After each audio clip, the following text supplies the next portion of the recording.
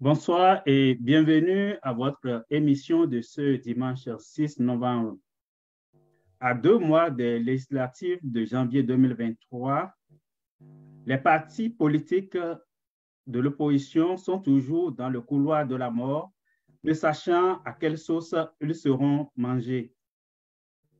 Ce samedi 5 novembre, le parti d'opposition Les Démocrates a tenu une conférence de presse pour rappeler à l'opinion publique nationale et internationale que 12 de ses membres sont toujours en attente de leur quitus fiscal, une pièce indispensable pour participer aux élections.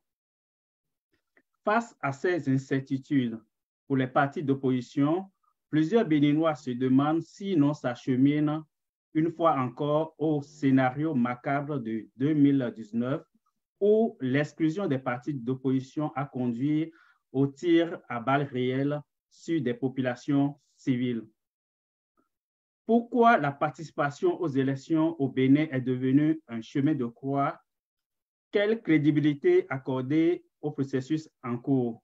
Ce sont là quelques-unes des questions que nous aborderons avec notre invité, M. Joseph Achadé, militant panafricaniste et membre de la diaspora béninoise. Il sera en compagnie de nos deux analystes, M. Michael Akassoumou et M. Alfred Rouillon. Bonsoir, M. Achadé, et merci d'avoir accepté notre invitation. Bonsoir, M. Jossou. C'est un plaisir d'être ici. Merci beaucoup. Bonsoir, M. Kassoumou. Et bonsoir, M. Jossou, bonsoir, M. Achadé, bonsoir, M. Rouillon, et bonsoir à vos téléspectateurs. Merci beaucoup. Bonsoir, M. Rouillon. Bonsoir, M. Jules Jossou, bonsoir, M. Achadé, bonsoir, M. Kassoumou, et bonsoir à tout le monde. Merci beaucoup à vous trois et merci aussi aux internautes qui sont déjà avec nous. Ils peuvent participer à l'émission aussi en laissant leurs questions dans le fil de cette vidéo live. Au regard des événements tragiques de 2019 et des mésaventures actuelles des partis d'opposition, êtes-vous inquiet, M. Achadé, par rapport au processus électoral en cours? Merci. Encore une fois, je vous remercie pour cette invitation. Je salue M. Rouillon et M. Kassoumou et je salue tous les auditeurs qui nous écoutent en ce moment. Est-ce que je suis inquiet? Oui, en ce sens que quand un processus électoral dégénère, ça conduit quelquefois à des victimes dans les populations.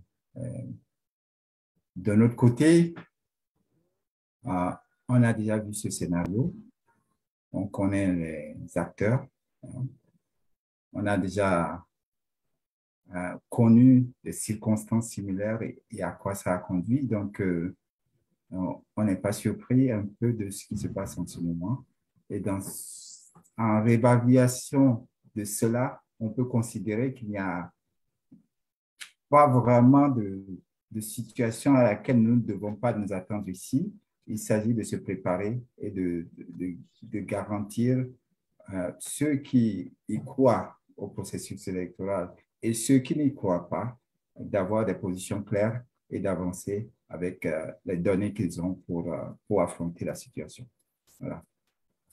Merci, M. Achadé. Toujours sur la même question, M. Rouillon, est-ce que vous êtes inquiet au regard des difficultés que certains partis politiques rencontrent sur le terrain pour être disponibles pour le processus électoral?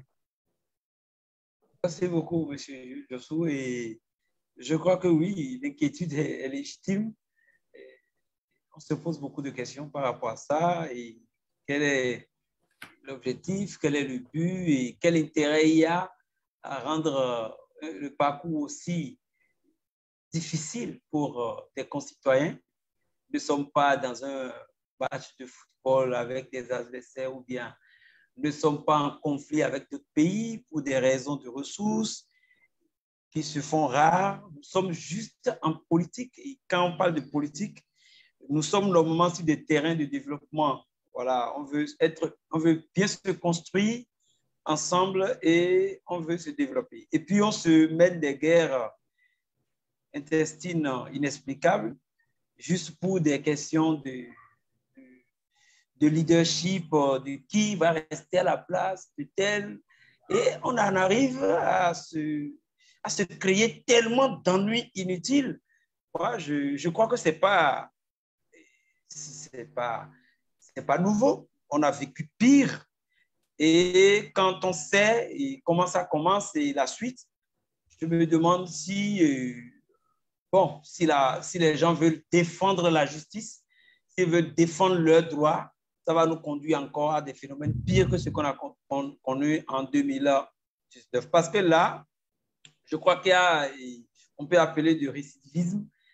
On tire le diable par la queue et puis pour des raisons, il n'y a pas de sens parce que le régime a eu tout le temps, si peut-être en début de mandat, ils avaient des inquiétudes de ne pas être perturbés, par exemple, par des opposants. Ils ont eu tout le temps de se construire, de mettre en place des projets. Ils ne devaient plus avoir une situation de psychose, de crainte de son ami, de son adversaire, de ses ennemis à ce stade. Mais malheureusement, on a assisté encore à un calvaire qui, moi, je ne pouvais pas faire ce chemin-là. Je ne vais jamais le faire. Je vais démissionner avant. Et qui devait conduire à des élections juste législatives. Qu'on en arrive là, malgré des réformes qui ont été mises en place. Le problème est vraiment, je crois que nous avons du sérieux problème. Monsieur Kassoum, est-ce qu'on peut dire aujourd'hui qu'on n'a pas appris de nos errements en 2019? Apprendre des errements en 2019, c'est une question qui doit être normalement adressée aux membres des partis politiques et surtout aux partis les démocrates. Je fais ce préalable là tout de suite. Les démocrates là ne seraient pas en lice que les deux principaux partis de talon et le parti bagaille accompagné ne seraient pas en train de faire tout ce, disons, c'est un cinéma, disons, même c'est un cinéma, c'est tout ce théâtre-là, on peut donner tout les qualificatifs qu'on veut à ça. Est-ce qu'on a appris est-ce que ces partis-là, est-ce que les démocrates ont appris de ce qui s'est passé en 2019, en 2021? Je ne crois pas trop. Et même s'ils ont appris de cela, c'est qu'ils ont fini d'épuiser tout ce qu'ils ont comme argument et force comme argument et moyen de lutte peut-être pour quand même contourner tout ça. Mais bon, qu'est-ce que pouvait-il faire aussi quand on sait que le pouvoir en place a tout muselé? On n'a pas appris en ce sens que ces partis-là n'ont pas appris, selon moi, en ce sens qu'on ne peut pas quand même aller dans un jeu où on ne maîtrise pas les règles, où finalement vous n'avez aucun observateur au sein de tout ce que j'appelle la chaîne électorale. C'est bien normal. Ce qui arrive là, particulièrement, moi, je ne suis pas inquiet. Et moi, ça se déroule exactement tel que je pense, peut-être jusqu'à demain ou après-demain, parce que ce n'est pas encore terminé. Parce que c'est des gens qui nous ont habitués quand même au niveau de tout le processus électoral, à intervenir à tout moment. Et les tests changent à tout moment. Je vais m'arrêter là pour l'instant parce qu'on est là pour discuter en profondeur des choses. Donc, je ne suis pas du tout surpris par ce qui arrive. Et les démocrates, même s'ils ont tiré les leçons, je suppose, ont fini d'épuiser tout ce qu'ils vont faire. Et voilà, on en est là. Monsieur Achadé, vous l'avez abordé rapidement. On avait une question préalable même par rapport à la participation aux élections. Quel regard vous portez? Est-ce que dans les conditions actuelles, monsieur Kassoum en parlait aussi, est-ce qu'un parti politique d'opposition a sa place dans ces élections de janvier prochain? Bon, cette question est délicate parce que si vous posez la question aux leaders du parti, les démocrates, ils vous diront oui, ils ont leur place. Et donc, ils sont convaincus d'aller aux élections avec des chances de gagner. Mais l'idée est qu'il y a un historique auquel nous sommes confrontés ici. Ce n'est pas un historique qui est caché, c'est un historique que nous avons tous vécu ensemble. Il a été tragique même pour certains. Et cet historique démontre clairement qu'il n'y a pas de raison pour que ce qui s'est produit les années passées ne se produise pas cette fois-ci. Ce serait avec une grande surprise qu'on constaterait que la LD puisse aller à ces élections dans des conditions qui lui permettent de totalement s'exprimer. L'autre chose qu'il faut savoir, c'est que il faut regarder la réalité du terrain. C'est-à-dire, il y a une réalité politique aujourd'hui qui confronte finalement, en toute logique, si vous regardez les élections, un seul parti d'opposition, en guillemets d'ailleurs, et toute une flopée de partis qui sont plus ou moins associés à la mouvance. Et donc, si on considère les lois qui sont en place pour exprimer les votes, il apparaît que les chances de ces groupements face à ce seul parti, la LD, a priori, seront faibles puisqu'ils vont diviser. Ils ne vont pas regrouper. Donc, sur le plan du processus électoral lui-même, on est confronté à quelque chose qui est assez étrange où, finalement, on voudrait nous faire croire que le régime en place est prêt à aller aux élections contre, a priori, un parti qui va représenter les forces de l'opposition. Et ça pose un énorme problème parce que je me dis que soit le parti est effectivement de l'opposition, et dans ce cas, il va probablement rafler toutes les voix des protestataires, soit il n'est pas de l'opposition, et alors, bon, il se retrouve à être en fait un membre de cette mouvance-là qui ne se serait pas identifié initialement. Donc, l'autre chose aussi qu'il faut remarquer, c'est que nous avons affaire typiquement à ce qui s'est passé. Il y a eu le récépissé, le récépissé provisoire, ensuite le récépissé. Il y a eu des difficultés pour les membres de la LD d'obtenir leur quitus fiscal. Et tout cela est une indication de ce que ça ne va pas prospérer leur décision de partir aux élections prochaines. Donc, je pense que clairement, tout cela vient de la contradiction dans laquelle la LD se trouve, de vouloir affirmer d'être d'un parti de l'opposition, d'avoir des exigences en tant que parti de l'opposition et de démissionner de toutes ces exigences et de partir quand même se confronter au cours de cette élection. Et cela, il y a une contradiction naturelle à cet effet-là. L'autre chose, c'est que, bon, tout le monde connaît la politique au Bénin aujourd'hui, la situation politique, tous les pouvoirs sont au moins d'un seul mot. Nous avons des lois qui ont été faites vraiment pour handicaper ceux que l'on veut handicaper dans une élection. Nous savons que par le passé, il y a eu des engagements qui ont été pris de ce point de vue et qui n'ont pas été respectés. Donc, il y a un contexte historique là clair qui est net. Et donc, ça ne donne pas espoir par rapport à ce que la logique de la LD est en train de nous proposer ici. Et c'est pour ça que, bon, c'est des compatriotes, hein, c'est des gens que nous connaissons les uns les autres. Ce n'est pas que ce sont des gens qui sont étrangers. Donc, on ne peut pas, on les critique parce qu'on les trouve incohérents, mais on regarde et on les regarde faire. On sait très bien que ça va se finir par des pleurs, certainement, mais nous sommes prêts, de toute façon, à continuer la lutte que nous menons, qui est celle de la restauration de la démocratie dans notre pays, en ce qui concerne les vraies forces de l'opposition. Voilà ce que je peux dire par rapport à ça. L'une des pièces qui pose problème, c'est le quitus fiscal. A priori, on peut dire que c'est une pièce administrative, mais pourquoi, M. Rougnon, pourquoi certains soupçonnent dans l'acquisition, si je peux m'exprimer comme ça, dans le processus d'obtenir le quitus fiscal, pourquoi certains soupçonnent un blocage politique, alors que c'est une pièce administrative, M. Rougnon? Oui, d'abord, merci, monsieur Jules. Il faut dire que nous avons un très mauvais système. Je ne sais pas si c'est parce que ça a été copié comme ça en Occident. Moi, je ne m'arrive pas du tout à ce qui est ailleurs. Je pense à ce qui est normal, ce qui a du bon sens. On n'a pas besoin de copier le système. Mais quand je regarde le système qui est là, et d'autres me disent c'est comme ça se fait partout, moi, je ne partage pas la vision du tout de notre système politique ni administratif.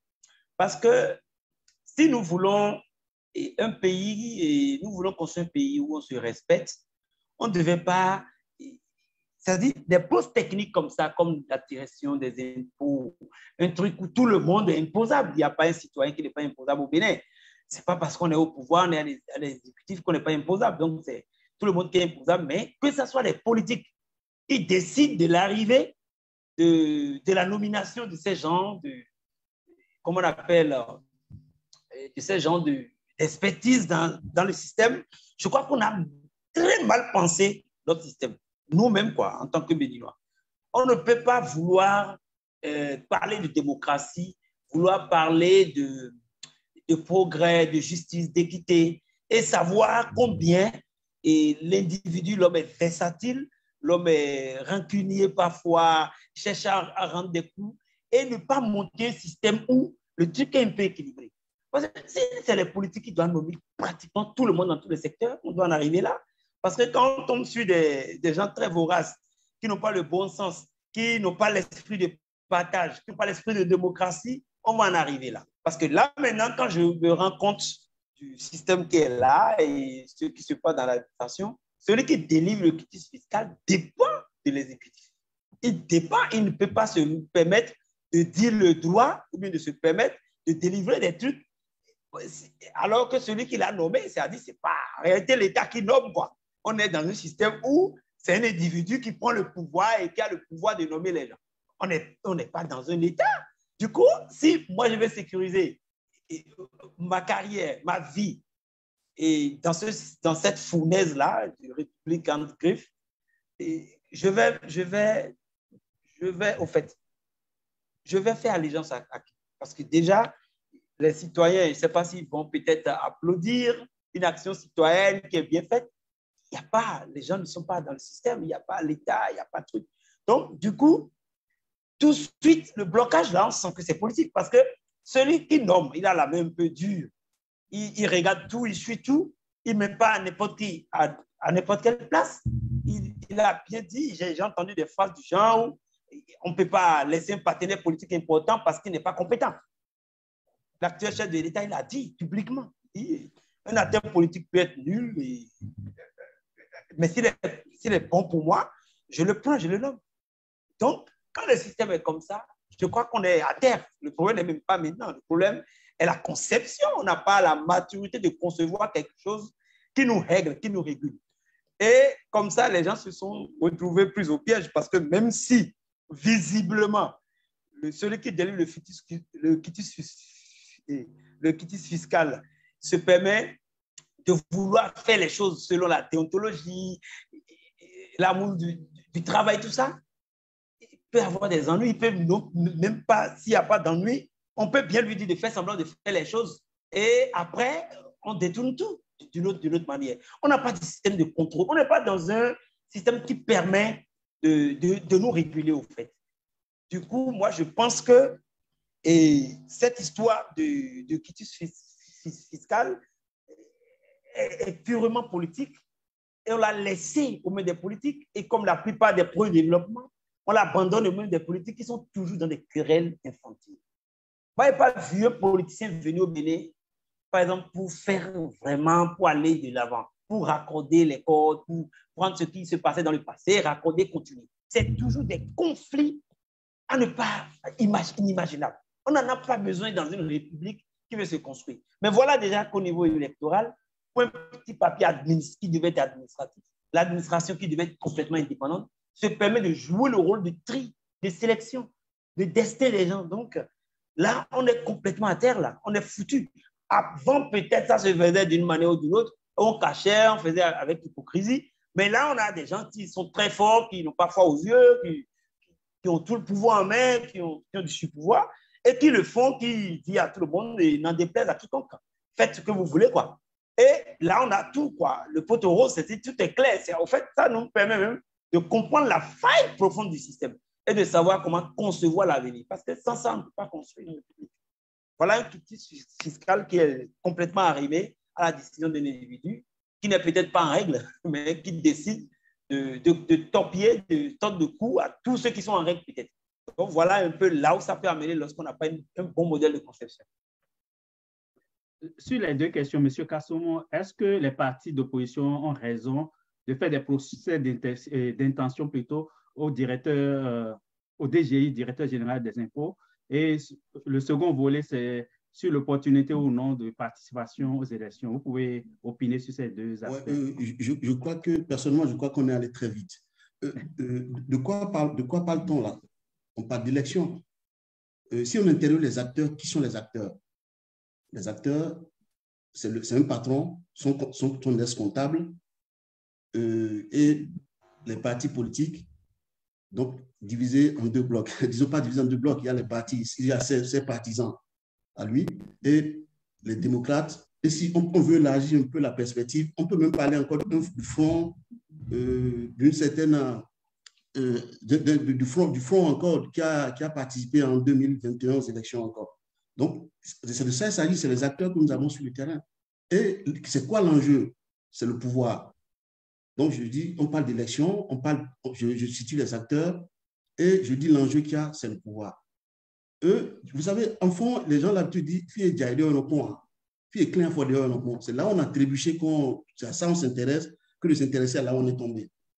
Ouais, il faut questionner finement comment ces gens-là sont au pouvoir là actuellement. 2021, vous voyez, tout le monde sait comment, dans quelles conditions le pouvoir a été pris. Un coup de force constitutionnelle et tout ce qui a suivi, et tout a commencé depuis 2019. Ouais, quand on est allé aussi loin, c'est pour expliquer ce qui arrive là, hein. Quand on est allé aussi loin, on est obligé de continuer à aller aussi loin jusqu'à ce que le pouvoir arrête le pouvoir. Et c'est là où les démocrates doivent commencer à penser autrement. Dans le langage militaire, ils parlent de plan B. Parce qu'il n'y a que les démocrates là en face de ce pouvoir-là. Les autres là, c'est des bagailles accompagnées. Il n'y a pas un seul. Encore, tu as dit démocrate, je ne le fais pas. Hein. Je dis, on peut encore l'ouvrir un peu aux gens qui ont constitué l'ancien front, même si ça a été démantelé. Je ne crois pas que ça a complètement disparu. Parce que je n'ai jamais suivi un communiqué où on nous dit que le front là, totalement, on a cassé le front et tout le monde est parti dans tous les sens. Donc, qu'est-ce que je veux dire par là? Nous, les gens utilisent contre ce peuple-là, on a disjoncté le peuple des affaires qui concernent le peuple. On a mis des institutions parallèles, y compris maintenant dans l'administration. Il y a des individualités payées par l'État béninois qui peuvent venir donner des conseils, faire la morale maintenant aux partis politiques. C'est le cas de ce monsieur de l'impôt là. Hein? C'est-à-dire, il dépend du cousin, et le cousin, il est le comptable du patron. Ouais, mais ça devient compliqué quand c'est comme ça. Finalement, on ne suit plus rien. Donc, qu'est-ce que je veux dire par là? Ce que nous appelons quitus fiscal aujourd'hui, c'est cela le certificat de conformité. C'est encore cela qu'on peut appeler encore le parrainage. C'est-à-dire, en face, Talon et ses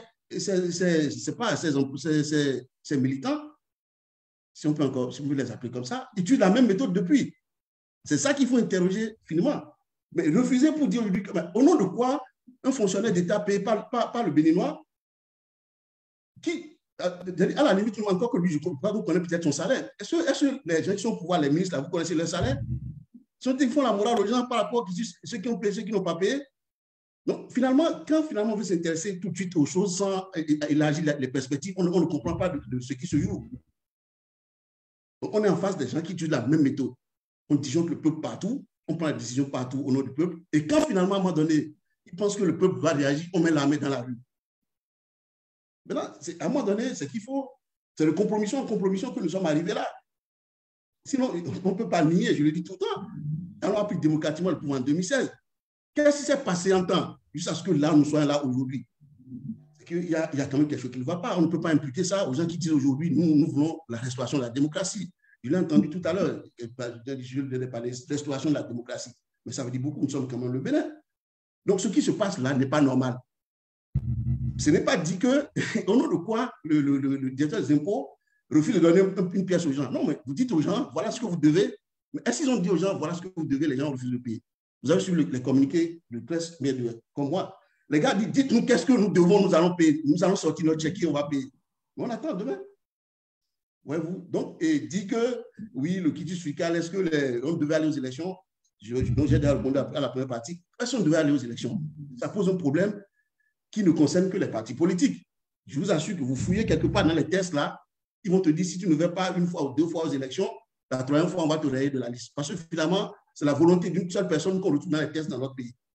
C'est le problème qu'on est confronté. Donc, on ne peut pas refuser aux gens de dire donnez notre quitus, on doit leur donner leur quitus. Et maintenant, si on ne doit pas les donner, dites-leur combien ils doivent. Là, nous avons fait du téléthon, nous avons demandé des dons. Et donnez-nous, nous devons, parce qu'en réalité, c'est une pièce qu'on doit leur délivrer. Hein? Mais si on ne délivre pas cette pièce-là, nous savons que finalement, il y a des gens dans l'administration qui sont payés pour se liguer contre le peuple béninois. Et ils n'ont pas ce droit-là. Ouais, et c'est vrai que, bon, tel que je le dis là, de façon quand même avec mes mots, parler comme ça dans notre pays maintenant, c'est comme que tu es un subversif. Alors que ce n'est pas interdit à tout chacun d'être intelligent pour faire une analyse fine et approfondir des choses. Parce que tout, si on veut mettre l'émotion dans l'affaire, ou bien nous voulons regarder, oui, parce que le patron il est de telle région du pays, son comptable est de telle région du pays, le cousin aussi est de telle région du pays, on va changer dans le pays. À un moment donné, ouais, je m'en vais encore loin là. Parce que c'est ça en réalité, il s'agit là. Hein, ou finalement, rapidement, on peut vous jeter à la figure que tel parti, le président d'honneur est de tel point. Donc finalement, comme on est dans la dahomisation, parce que ce qui nous arrive là, c'est Guédégbé qui veut ça en fait. Ouais, je le dis tout le temps, c'est eux qui me disent, hein, Guédégbé veut qu'on en arrive là, on est arrivé là. J'ai rien contre les gens de la famille Guédégbé, mais ça commence à devenir trop, à un moment donné, quand ça c'est comme ça là, c'est deux acteurs qui prennent le relais. J'ai fini, merci. Merci, M. Kassoumou. Si on regarde un peu depuis 2016, on a connu les élections en 2019, 2020 et 2021. Et pour ces trois élections, il y a toujours une pièce qui dépend presque exclusivement du pouvoir en place, comme le certificat de conformité, le quitus fiscal et d'une certaine manière le parrainage, parce que tous les députés et les maires étaient à combien, 95% appartenaient au pouvoir. Est-ce que, M. Achade, est-ce qu'on peut dire que c'est fait à dessein pour bloquer toutes les forces d'opposition? Votre micro est fermé. Oui, merci, M. Dasso. Je voudrais... En fait, la question de savoir si c'est fait à dessein, je ne sais pas. Je pense que tout pouvoir qui entend faire l'exclusion utilise les moyens qu'il a à sa disposition pour organiser cette exclusion. C'est tout. Ce n'est pas plus difficile que ça. S'il n'y avait pas le quitus fiscal, il y aurait une autre pièce qui aurait été inventée, qui aurait servi de moyen de bloquer les candidatures. Donc, ça, pour moi, c'est le débat de savoir si c'est un quitus fiscal ou pas n'a pas vraiment de pertinence ici. Et la question de savoir si le directeur des impôts est dans un rôle où il est en train de donner des pièces de façon de bonne foi ou de mauvaise foi n'a pas aussi de pertinence en réalité parce qu'il est derrière un pouvoir et si le pouvoir est déterminé à ce que les gens aient le quitus fiscal, ce n'est pas le directeur des impôts qui va bloquer cela. Donc, nous savons tous ici qu'il s'agit d'une forme d'exclusion qui est mise en place et une exclusion qui se fait de façon à ce que, on ait l'impression qu'il y a, je ne sais pas, on habille les apparences, si je peux m'exprimer comme ça. C'est tout. C'est pas au-delà de ça. C'est pour ça que, en fait, je voudrais revenir un peu sur le débat que nous avons ici. Pour moi, le fondamental, c'est que il faut se ressaisir de notre démocratie parce que nul ne devrait avoir le pouvoir d'empêcher que qu'un citoyen à jour de ses papiers, qui a la nationalité, etc., puisse se présenter aux élections. Point trait. Et il se trouve que notre système électoral aujourd'hui est vicié. Et il est vicié parce que en 2016, M. Talon est arrivé au pouvoir. Et il nous a annoncé les couleurs, en fait. Il a dit, quand on est au pouvoir, on peut organiser les choses de manière à ce qu'on se perpétue là-dessus. Et donc, la réalité de notre situation aujourd'hui, c'est que tout ce qui se passe ici aujourd'hui est lié à sa volonté personnelle. Moi, je le mets en cause directement, de vouloir faire sa gestion du pays sans la démocratie. Et il nous l'a dit. Ce n'est pas qu'il s'est caché sur ces questions-là. Il nous l'a dit. Il a été en France devant le MEDEF. Il a dit, ce que je fais là, on ne pourrait pas faire ça dans une démocratie comme la France parce que, bon, il y a des choses qui ne se feront pas comme ça, etc. Mais moi, je le fais parce que je sais que, voilà, je veux que mon pays soit en ordre, je veux que les choses se passent ainsi, etc. Donc, il ne faut pas discuter sur les petits détails comme le quitus fiscal, le parrainage, le certificat de conformité. Il faut exiger cette restauration de la démocratie. Et certains posent le problème en termes de « mais qu'est-ce que vous voulez qu'on fasse ?» Puisque, enfin, si on ne va pas aux élections, il va dire que tout le monde a boycotté, et donc, parce que tout le monde a boycotté, il va avancer, etc. etc. Mais on répond à cela que c'est l'exigence de faire les choses de façon transparente qui va forcer le pouvoir à changer. Parce que nous avons, l'opposition est partie avec des revendications claires. Le pouvoir n'a reculé sur aucune des revendications. Aucune. Qu'allons-nous faire dans cette galère, disent les Français? Qu'allons-nous faire dans cette galère? Que veut faire la LD dans cette galère? Bon. Et puis, je vous ai même posé le problème de, comment dit-on, des rapports électoraux qui se présentent là maintenant. Si vous regardez les forces en présence, il apparaît que si la LD est reconnue, ce sera la seule force de l'opposition qui va se présenter aux élections. Mais un Béninois, bien dans ses réflexions, qui connaît les problèmes que nous avons, les problèmes de sous-emploi, les problèmes de la cherté de la vie, les problèmes quelquefois d'insécurité, etc. Ce Béninois-là, face à une pléthore de partis d'un côté et à une proposition de la RD qui dit « je veux changer », vous pensez qu'ils vont hésiter? Et vous pensez que le pouvoir va les laisser s'exprimer de manière à ce que... Non, mais en fait, moi, je ne trouve pas très réaliste de penser que la LD peut aller aux élections pour aller gagner en face de tout ce que nous avons vu là. Il y a ce problème-là que honnêtement, je trouve... enfin, anyway, nous sommes ici dans une démarche où il faut être logique avec soi-même, il faut être cohérent avec soi-même et pour aller de l'avant. Voilà, merci. Merci beaucoup. Monsieur Rouillon, Monsieur Achade l'évoquait tantôt, que Patrice Talon aurait dit en France qu'il n'a rien à faire par rapport à la démocratie, qu'il a pris une option et il l'assume.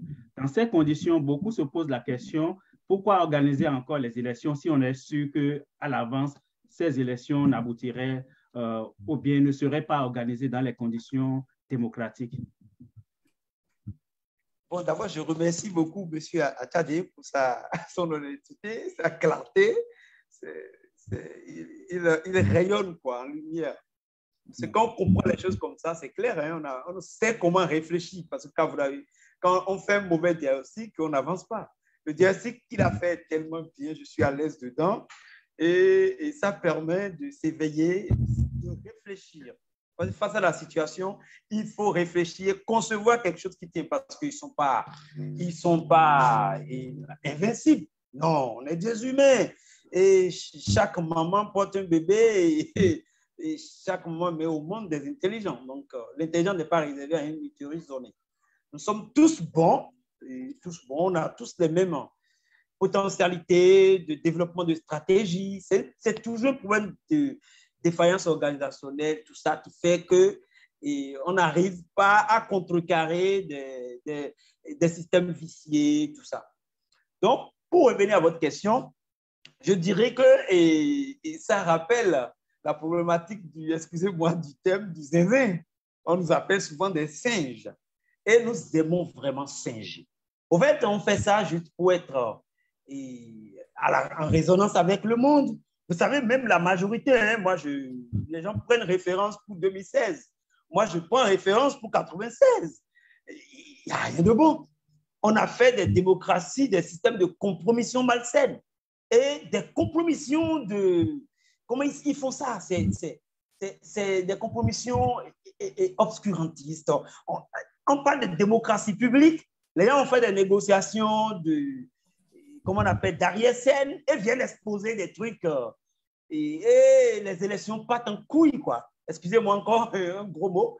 Et on nous présente des choses. Depuis, on n'a pas pu un peu numériser tout ça et on ne peut pas dire chaque vote déjà validé au poste de vote. En quoi est-ce que le poste de vote est moins crédible que la Sénat?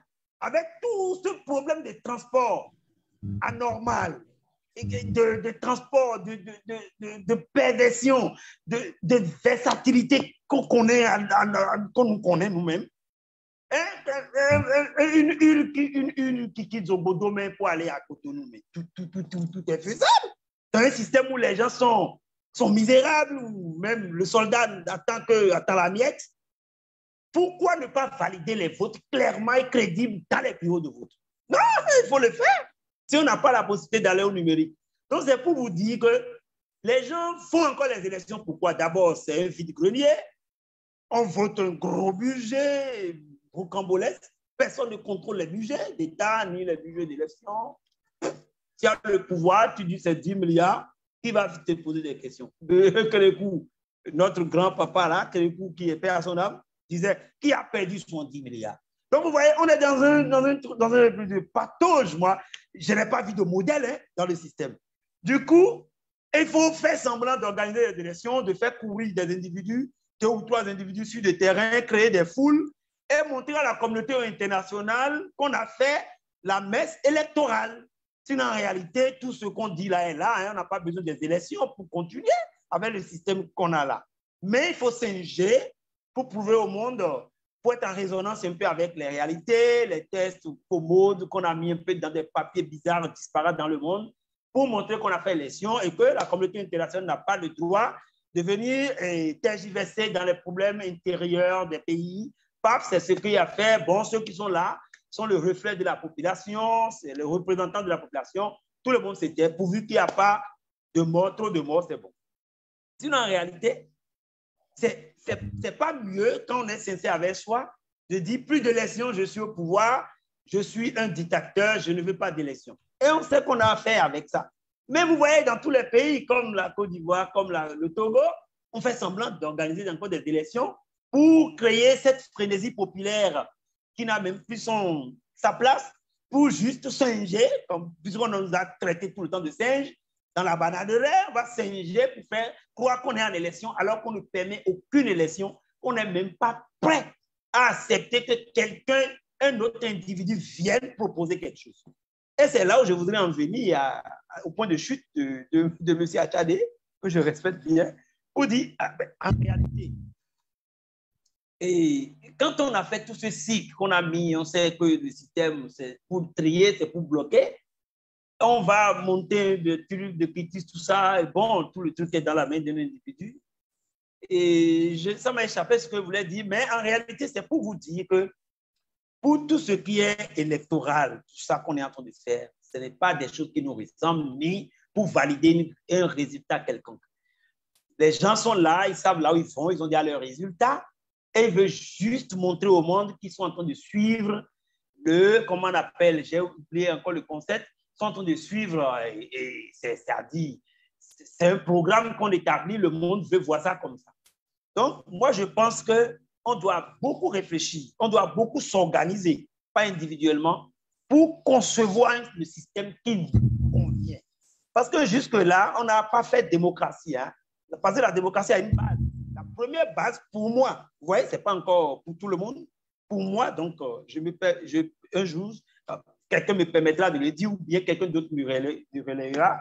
La première base de la démocratie, c'est le revenu d'existence physique.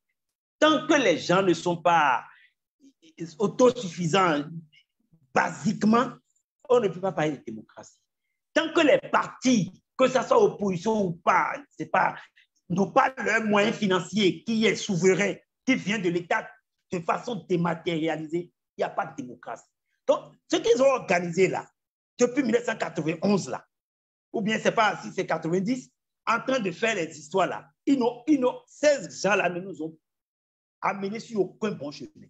Parce que les bonnes bases, si on connaît l'Afrique, la manipulation, la façon dont on se manipule, la façon dont on se déteste nous-mêmes là. Si on voit comment nous nous comportons, nous avons notre histoire nous-mêmes, on se connaît, quand on se connaît, on crée des systèmes qui rangent les gens. On ne peut pas dire démocratie et dire qu'on a besoin de mécénat, on a besoin de ceci. On doit créer un système qui est original et qui décourage même le plus pervers. C'est ça qu'on n'a pas fait. On s'est retrouvé au dos du mur, démocratie écroulée, tout est patatras, et c'est ce que lui voyait depuis là, où il participait dans les compromissions, ou avec des enveloppes. Chaque parti vient chercher, même les syndicats de corporation viennent chercher dans le noir. Quand il a pris le pouvoir, vous voyez comment il a fait. Il dit je m'en fous, et il fait du je m'en fous. Et on a vu le dessous de tout ce qui s'est passé. Moi, je n'ai jamais fait de parti politique. Je n'ai jamais milité quelque part où on m'a donné 1000 francs. Mais la manière dont ça se passe, c'est la maturation de nos compromissions mal faites qu'on est en train de vivre comme ça. Ça veut dire qu'on a mal monté, que maintenant, on a le défi obligatoire de concevoir quelque chose qui est correct. On tire tout sur des individus, on crée des situations. Les situations de blocage, là, on connaît. Ça, c'est l'étape ultime. On a vu les élections de 2001 où on a fait un match amical. Mais on s'attendait à quoi après ça? On s'attend à ce qui se passe.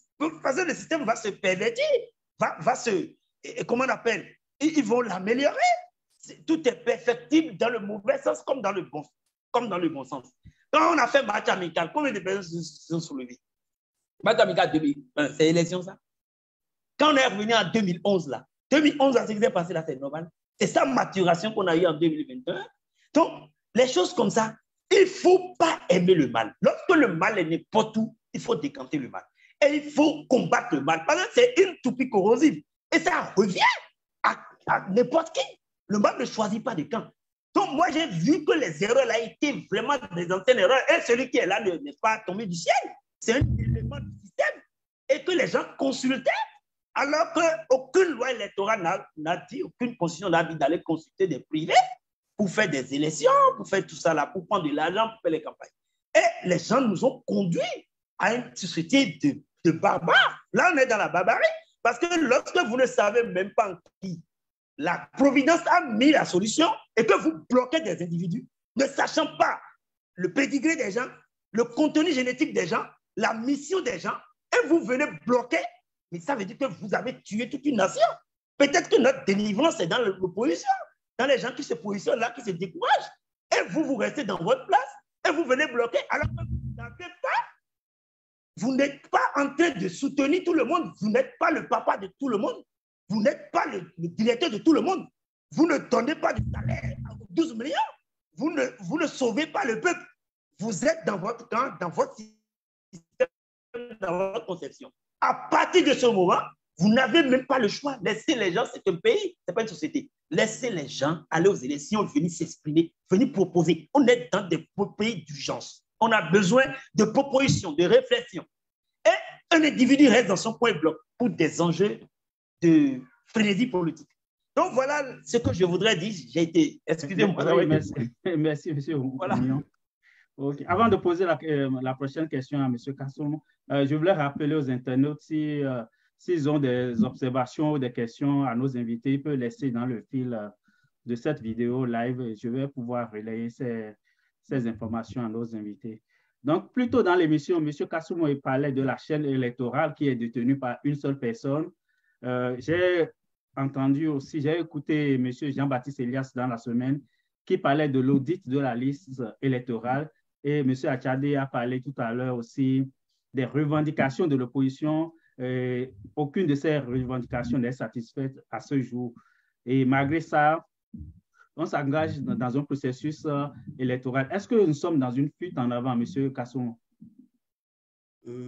Par rapport à l'audit, c'est ça? Non, dans sa globalité, s'engager dans ce processus électoral sans régler les préalables. Non, mais je le disais tantôt, l'opposition, en réalité, nous faisons des analyses. Mais en principe, si tout fonctionnait normalement, dans la chaîne électorale, ce n'est pas possible que ce soit des partisans qui n'ont qu'une seule obédience, et c'est l'obédience du parti autoritaire au pouvoir. C'est en dictature qu'on voit des trucs comme ça. Est-ce que vous connaissez au niveau là où les gens qui confectionnent la liste électorale là, c'est des gens, le directeur nommé par l'exécutif qui est là. Hein, commençons par la liste électorale. Et vous voyez tout le spectacle qu'il y a autour de l'audit, vous le rappelez là. Après ça aussi, nous avons l'autre point, c'est la Sénat. La Sénat, l'opposition, il n'y a personne là. C'est nommé aussi par les autorités qui sont au pouvoir. Donc, nous savons comment ils sont arrivés au pouvoir. C'est-à-dire, on ne peut pas nous refuser de rappeler ces détails-là, parce que à part ça, il y a la Cour constitutionnelle. La Cour constitutionnelle, vous voyez, c'est-à-dire, on est resté là, on a nommé finalement un remplaçant en laissant l'arbitre qui est venu maintenant jouer avec les joueurs. Vous voyez, à ce niveau aussi, l'opposition n'a pas d'entrée. Et la bonne illustration se trouve au niveau de cette liste électorale. Tu vois, peut-être pourquoi vous faites un focus là-dessus. On nous dit, voilà une liste électorale, et c'est un acteur de la société civile qui avait disparu un temps, qui vient, et comme ça, finalement, chapeauter tout, qui invite tout le monde, on dit qu'il est autant écouté par l'opposition que le pouvoir. À quel titre? Parce qu'il est responsable d'une organisation non gouvernementale. C'est comme si ici, nous sommes en France, où il y a un problème entre l'exécutif et les partis d'opposition, et on appelle Agir Ensemble ou bien l'ONG Triangle pour venir arbitrer le jeu. Ça, c'est une institution. Au nom de quel droit? Ça, c'est des incongruités dans notre pays qu'on retrouve. Et finalement, c'est ce monsieur, je n'ai rien contre lui, hein, je trouve d'ailleurs qu'on peut quand même dire qu'il a quelques trucs, des trucs à son actif, tout au moins nous apporte des informations qu'on n'aurait pas eues. Hein?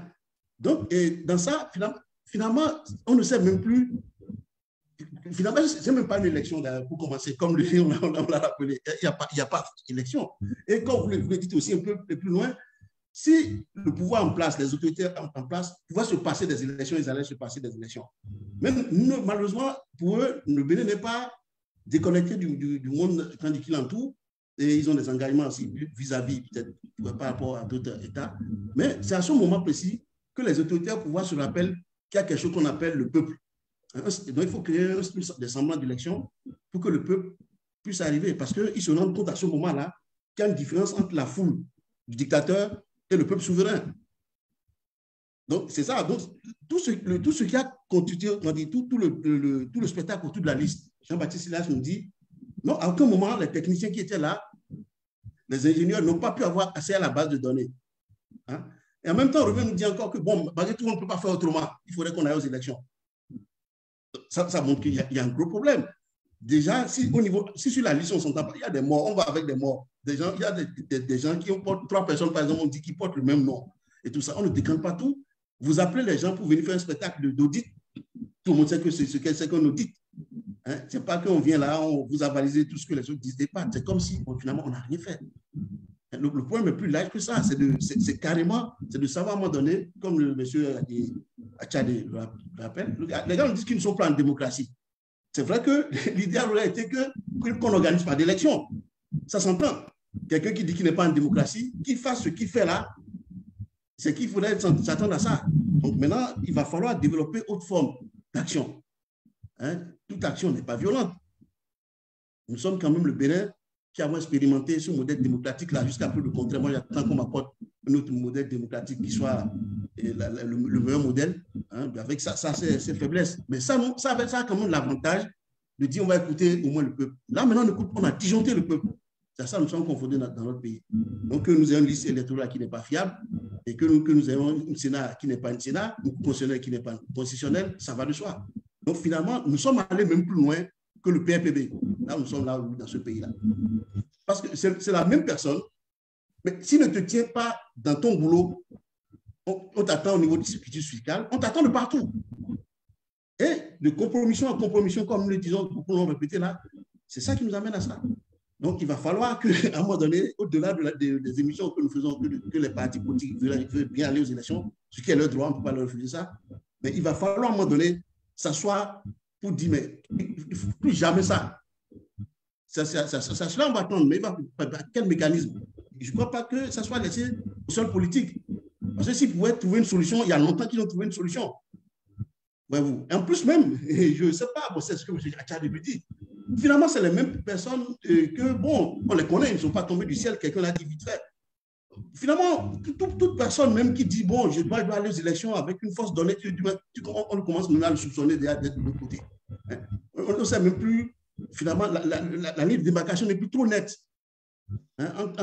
Pour certaines personnes, en tout cas, on doute quoi. Mais lui, il doit être avec eux, l'autre ne doit pas être avec eux. Là, on va finir quand? Donc, l'élection, quand même, c'est un moment où finalement on voit tout ça, tout le problème. Et sinon, chaque jour, quotidiennement, c'est ce que nous gérons dans le pays. Ça. Et dans l'administration et partout, c'est comme ça. Voilà. Moi, j'ai combattu il y a 10 ans, mais ce que je vois là, mais ça fait, c'est-à-dire les gens sont, sont allés extrêmement loin. Tellement qu'ils sont allés loin qu'ils ne savent même plus comment s'en sortir aujourd'hui. C'est ça le réel problème qu'ils ont. Ouais, on a des cas, moi j'ai suivi le procès de la Guinée là, qui se passe là. Ouais, on voit Dadis là qui est venu tout petit. On ne dit même pas que c'est lui qui fait le Dadis show là. À un moment donné, le pouvoir va s'arrêter.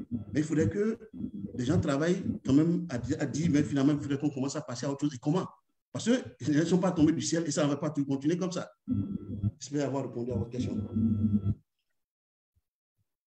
Oui, merci beaucoup. Depuis 2019, les forces politiques de l'opposition et de la résistance ont évoqué la restauration de la démocratie.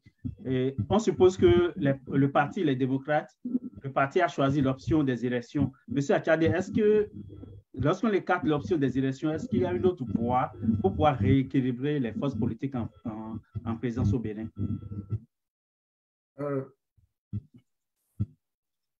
Est-ce qu'il faut poser le problème en ces termes? Est-ce qu'il y a une autre voie? Est-ce qu'il ne faut pas poser le problème dans le sens où il y a des processus qui sont acceptables de façon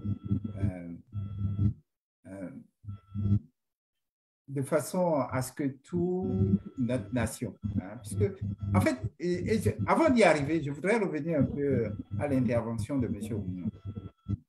Parce que ça m'a un peu... J'ai eu le sentiment qu'on veut jeter le bébé avec l'eau de bain. Moi, je considère que le fait d'avoir des élections, c'est une bonne chose.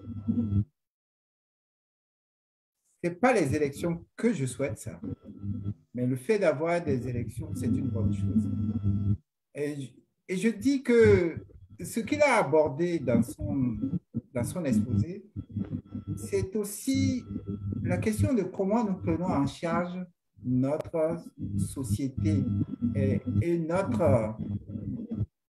le dialogue au sein de notre société, les valeurs, les principes sur lesquels nous nous fondons pour faire avancer, épanouir notre société. Et ces questions-là,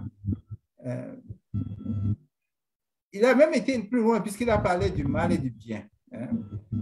Certains, en disant que certains, pratiquement, se situent dans le domaine du mal par le fait qu'ils bloquent l'aspiration d'individus qui ne connaissent ni d'Adam ni d'Ève et qui pourraient être le salut de notre peuple. Et que ce qu'ils font en train que acte est contraire à une éthique profonde dont ils n'ont peut-être pas la maîtrise et qui peut les rattraper demain. J'ai essayé de résumer un peu l'esprit dans lequel il a présenté son exposé. Et je veux dire qu'en dépit de tout, en dépit de ce que nous connaissons aujourd'hui, je considère que notre nation, le Bénin, il est important que nous ayons des élections et que régulièrement, le pouvoir en place aille à l'écoute du peuple afin de savoir ce qu'il pense de lui. Maintenant, quand j'ai dit ça, ça ne veut pas dire que j'accepte que les élections se passent comme elles se passent en ce moment. Et c'est là où je suis différent. Et vous me demandez, est-ce qu'il y a une alternative, Monsieur Diassou, vous m'avez demandé, est-ce qu'il y a une alternative à aller aux élections? Est-ce que les forces politiques qui sont en train de dire qu'il ne faut pas aller aux élections ont une alternative à ce qui se passe? Je dis oui, il y a une alternative. Mais l'alternative, certains pensent que forcément, ça doit passer par des actes qui remettent en cause nos institutions. En ce sens qu'il y a des changements qui se produiraient et qui auraient l'effet de remettre en cause la totalité des institutions que nous avons en place. C'est pas cela ce qu'il faut. Ce qu'il faut, c'est vraiment faire le travail patient d'éveil de nos concitoyens à la problématique d'un pouvoir qui leur est dû. Nous avons choisi un pouvoir qui doit être celui du peuple, pas celui d'un individu. Et le problème que nous avons aujourd'hui, c'est que d'une certaine manière, nous avons démissionné de notre capacité de nous saisir du pouvoir que naturellement nous devions avoir. Et donc, ce que j'entends par là, c'est que vous avez posé la question un peu de savoir, mais est-ce que les gens doivent vérifier la liste électorale? Est-ce qu'il n'y a pas des morts qui sont là-dessus? Est-ce que le quitus fiscal a été donné de façon juste ou pas juste, etc. Ce que je veux vous dire, c'est que quand une société fonctionne bien, ces questions-là ne se posent même pas parce que chacun sait quand on est dans ce que j'appelle, même quand les opposants sont dans la magouille, chacun voit qu'ils sont dans la magouille. Quand le gouvernement veut faire de la magouille, des acteurs politiques, la société civile, etc., peuvent se lever et dire non, stop là. Donc, il y a ce que j'appelle un consensus général autour des valeurs et des principes qui doivent guider la gestion de notre société. Et c'est ce qui est aujourd'hui pas présent dans le contexte politique béninois. Un contexte politique où, finalement, tout le monde le sait, tout revient à une seule personne. Et donc, quand on est dans un contexte comme ça, on ne peut que continuer de répéter, chers concitoyens, nous ne pouvons pas continuer cela. Et il faut faire le travail patient d'expliquer à nos concitoyens pourquoi cette démocratie est devenue perverse d'une certaine manière, elle n'est pas acceptable pour notre pays et que nous revendiquions ce que nous avons été initialement. Initialement, c'est le pays de la conférence nationale. C'est vrai que certains critiquent ça, mais c'est quand même le pays de la conférence nationale. C'est le pays qui a, sur certains plans même, été innovateur dans la manière de gérer les crises qu'il a dû affronter. Et pourquoi aujourd'hui ne pourrions-nous pas revenir à cela? À mon avis, encore une fois, il y a une autre voie, mais ce n'est pas celle que certains pensent. Il y a une voie dans laquelle les Béninois se prennent en charge et, conscients dans l'éveil et dans la responsabilité, refusent un pouvoir qui a saisi tous les leviers pour le remettre en cause. Et ce n'est pas acceptable. Ce n'est pas acceptable. Et pour en revenir un peu, je déborde là vraiment sur la discussion, mais après tout, j'ai le privilège d'être l'invité. Je peux déborder un peu. Donc, il y a eu un processus de dégradation de notre démocratie. Ça, c'est vrai. Et M. Ongion est venu là-dessus. Il a parlé du match amical. Il a parlé de 2011 avec le chaos. Il a parlé de certaines circonstances qui ont finalement abouti à ce que nous connaissons aujourd'hui. Et que, bon, certains politiques prenaient de l'argent tout le temps, etc. Mais je dis justement, c'est dans l'ancrage éthique, hein, c'est dans l'ancrage éthique que nous aurons en tant que Béninois, que nous pourrons prévenir ce genre de choses à l'avenir. Parce que si nous avons cet ancrage éthique, nous parviendrons à nous opposer, par exemple, à ce que M. Joseph Diabono, qui est l'avocat personnel du président de la République, soit nommé président de la Cour constitutionnelle dans notre pays. Mais c'est inimaginable, c'est inacceptable. Et pourtant, on l'a fait. Et ça s'est fait. Et il était évident, quand on nommait M. Diabono à ce poste-là, que les décisions qui viendraient de la Cour de l'Assemblée nationale seraient immédiatement mises en conformité, entre guillemets, etc. Et puis, bon, bref, on avait organisé le boulevard de la dictature en l'acceptant dans ce poste-là. Donc, j'ajoute que cette dégradation que nous avons constatée, il faut éviter que pour l'avenir, elle ne se produise dans notre pays parce que nous allons nous ancrer dans des valeurs éthiques qui vont empêcher ce genre de choses, qui vont interdire ce genre de choses afin que nous puissions créer une démocratie qui soit un exemple en Afrique, qui soit un exemple pour le reste du monde, parce que quand certains pays en Afrique démontrent que la démocratie est possible, partout dans le monde, on reste admiratif du travail qui a été fait. Voilà ce que je voulais ajouter. Merci beaucoup. Merci beaucoup. Monsieur Rougnon, vous avez dit plutôt que vous avez déploré le fait que le DGI, directeur général des impôts, soit nommé par les politiques. Donc, qu'envisagez-vous s'il faut réformer le système ou qu'est-ce qu'il faut corriger? Est-ce qu'on va exclure le politique totalement de la chaîne d'organisation des élections?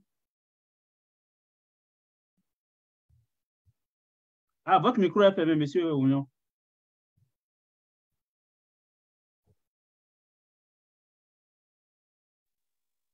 Oui, allô? Oui, c'est bon, on vous entend maintenant. C'est bon? OK. Oui. Je remerciais tantôt monsieur Jules pour la question et aussi monsieur Achadé pour les détails et pour le résumé, la synthèse de tout ce qui a été dit avec beaucoup de détermination. Voilà. Donc, pour revenir à votre question, et je voudrais d'abord dire que, par exemple, monsieur Achadé a parlé de démission, dégradation. Il y a un problème fondamental. C'est que nous n'avons jamais eu la maturité de créer d'État. Parce que, comme je le disais tantôt, que la démocratie, c'est arrivé après, c'est arrivé à 90, suite à une rupture, une défaillance, un dysfonctionnement.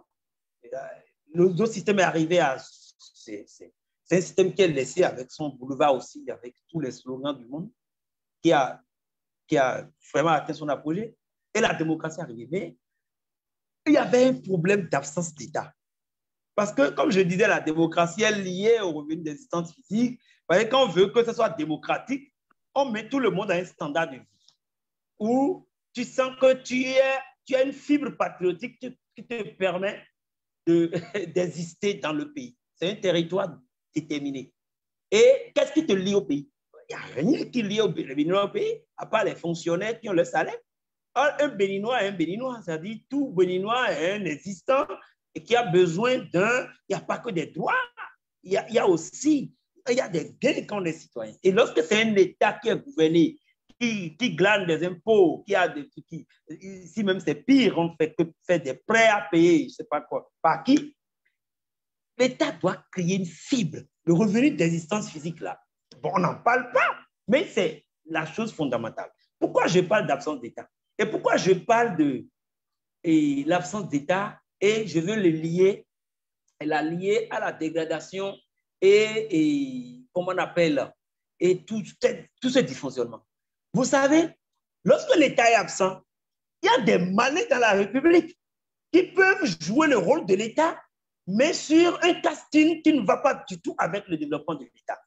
Lorsque vous êtes, par exemple, je donne un exemple, si je suis, par exemple, là et j'ai étudié, je n'ai eu personne dans ma vie, j'ai payé les études et que je vois un individu qui est malin, qui est dans les arcanes du pouvoir, me déniche parce que je communique bien et me paye ma thèse, ou bien me loge même à Cotonou.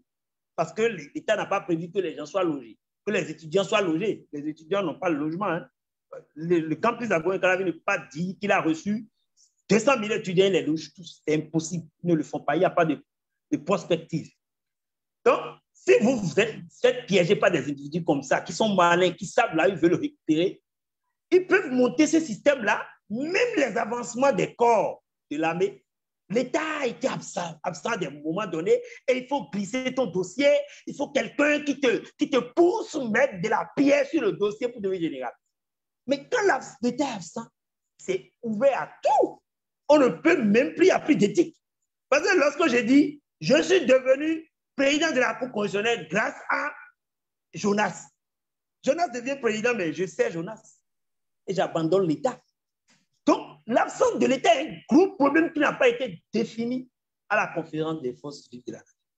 Parce que les gens ont voulu bien mettre le régime révolutionnaire à terre, mais ils se sont dit, mais et je vais devenir quoi? Les Wawa Thérèse là, est-ce qu'il y a l'État qui les a soutenus? Non, parce que l'État a toujours été un État individu. Nous avons déployé tout notre arsenal de conception royale vers ce qu'on a récupéré chez les colons. On a transformé le palais en un royaume. Et quand on prend n'importe qui dépose sur le siège, il se débrouille, magouille. Même les médecins, ils leur donnent de l'argent. Des gens qui ne sont même pas capables de devenir président passent. Parce que les médecins font bien. Il y a trop de tri, hein. Il y a des barrières pour sélectionner qui doit être candidat. Mais vous avez vu quel sérieux il y a. Est-ce que les résultats sont exposés même sur le net? Quel sérieux il y a pour qu'on dise même que déjà le médecin, de façon honnête, a fait son travail pour expliquer clairement que tu n'es pas candidatable. Donc, nous avons tout un système qui a péché depuis la base, depuis le système éducatif. On fait former les gens jusqu'au diplôme, sans éthique, et tout cela devient un jour quelqu'un se retrouve au poste où il faut sélectionner le président, et dès qu'on lui donne de l'argent, il met dedans, il envoie, il oublie que ça peut être un mal terrible pour des générations et pour 12 millions d'individus. Donc, vous voyez, le problème est que nous avons des problèmes à tous les niveaux depuis la base. Du coup, pour réformer la chose, on est obligé de repartir à la conception même du citoyen. On forme le citoyen pour quel résultat? Et qui le forme? Comment il se fait former? Est-ce que l'État existe dans sa formation et dans le but de l'utiliser? Ça fait un, parce qu'on est dans un système de pâturage, vaine pâture. Débrouille-toi, que le destin te choisisse et ça va. Donc, il y a tout ça à corriger pour que les gens se sentent fiers et développent un patriotisme en inox. Sinon, n'importe qui se lève, il vous achète. Si vous n'êtes pas un peu costaud, vous refusez d'être acheté, il vous élimine. L'État ne va même pas vous sauver. C'est ça. Donc, on est dans une dégradation qui prouve que nous avons une incapacité inexplicable de ne pas pouvoir s'organiser. Et c'est ça le problème. Moi, j'ai vécu tout le système éducatif et je vois un peu combien de fois c'est lâche. Mon patriotisme est béat, hein, c'est parce que je dis c'est possible que je me bats, sinon je reste à l'extérieur. Pour rien au monde, ils sont pleins, j'ai plein de collègues, ils disent rien. Ils ont rayé la carte du Bénin, hein, du globe. Donc je dis, mais c'est quand même possible parce que c'est humiliant de ne pas venir se braiser, quoi. Parce qu'on se braise au fait au Bénin. Donc, pour ça, je pense qu'on peut améliorer les choses. Déjà à long terme, court terme, comme on le dit, bon, tout de suite, là, en politique, on peut régler les problèmes. Comme le disait tout à l'heure, et M. Achade disait, mais comment est-ce que dans une démocratie qu'on a conçue il y a une trentaine d'années, ils n'ont pas vu ça venir, qu'on ne peut pas permettre à l'avocat de quelqu'un, donc il n'y a pas de trucs à lister pour voir les problèmes à l'avenir, pour ne pas tomber dans des situations pareilles. Il y a eu trop de problèmes qui ne répondent pas du tout à la démocratie ni à l'éthique. Et même, est-ce qu'il y a quelqu'un qui a fait le mécénat de ne pas devenir président de la République? Non, il y a ça. Deuxièmement, on ne peut pas tout confier aux politiques. Ce n'est pas possible. Il y a des projets de développement même, ce n'est pas seulement politique et les élections. Les élections ne peuvent pas continuer, on ne peut pas les confier aux politiques. Non. il y a des comités, mais c'était les politiques seuls qui ont géré la confiance nationale. On pourrait déjà négocier dès la base pour ne jamais confier les instances du Sénat aux politiques, à des individus ex nihilo comme ça, parce que même un prêtre, un imam, on peut le corrompre. Donc, mais ex nihilo, on prend des gens spontanément d'une manière originale qui puissent conduire le processus électoral. Mais je reviens encore plus bas, même les projets de développement. Pourquoi vous n'avez pas vu qu'on a des projets souverains et à cause des politiques, les projets n'avancent pas parce que l'autre veut aller contre l'autre, il prend le pouvoir et bloque l'autre. Ce que l'autre a fait même, qui n'est pas pour lui et pour la nation, lui bloque ça pour lui marquer que je suis plus fort que toi. Des luttes infantiles qui n'ont rien à voir avec la souveraineté et la postérité. Puisqu'on est encore à ce niveau très bas de la compréhension des choses de la vie, il nous faut des tests très, très souples et bien malins pour cadrer les gens. C'est ça qui a manqué. Sinon, on ne peut pas confier les élections aux politiques. On connaît leur centre d'intérêt. Toi, tout au moins, on finance quand même de façon autonome tous les politiques. Et spontanément, il y a des règles pour que les gens ne jouent pas des jeux de magouille. Les règles là sont là. Déjà, regardez, depuis qu'on est en train de faire la liste électorale, jusqu'aujourd'hui, elle n'est vraiment pas prête. Je ne suis pas dans la liste là. Donc, ainsi de suite, alors que je me suis fait enrôler à toutes les étapes. Donc, ce n'est pas normal qu'on se trompe, qu'on est en train de se larguer nous-mêmes, quoi. Donc, voilà, je peux vous dire que les solutions foisonnent. Il suffit qu'on ait quand même la possibilité de pouvoir trouver le lieu où la chose se discute le mieux. Est-ce que c'est les universitaires? Est-ce que c'est une société civile? Parce que la société civile est désorganisée complètement. Même les syndicats professionnels allaient chercher de l'argent chez le mécène pour pouvoir faire les grèves de leur corporation. Donc, tout est embrouillé parce que l'État n'a pas existé. Il fallait définir une ligne budgétaire pour tous les pans de la société jusqu'aux citoyens. Et comme ça, à partir de là, vous allez voir que normalement, ça devait mieux fonctionner. Maintenant, les gens sont tranquilles, disent si je parle maintenant, je n'aurai jamais de boulot. Donc, les citoyens sont plus dans le combat de l'individualisme. Ma vie compte plus que la nation. Et quand on est comme ça, on n'a plus d'État. On n'est pas dans un État. On est dans un truc qui n'a pas de nom. Et pour ça, je pense que je vais m'arrêter là. Et s'il y a des questions, je vais... Oui, je vais partager rapidement avec vous un commentaire d'un de nos internautes. Il s'appelle Bagri Alfred. Il dit ceci: il n'y a pas de parti de l'opposition au Bénin.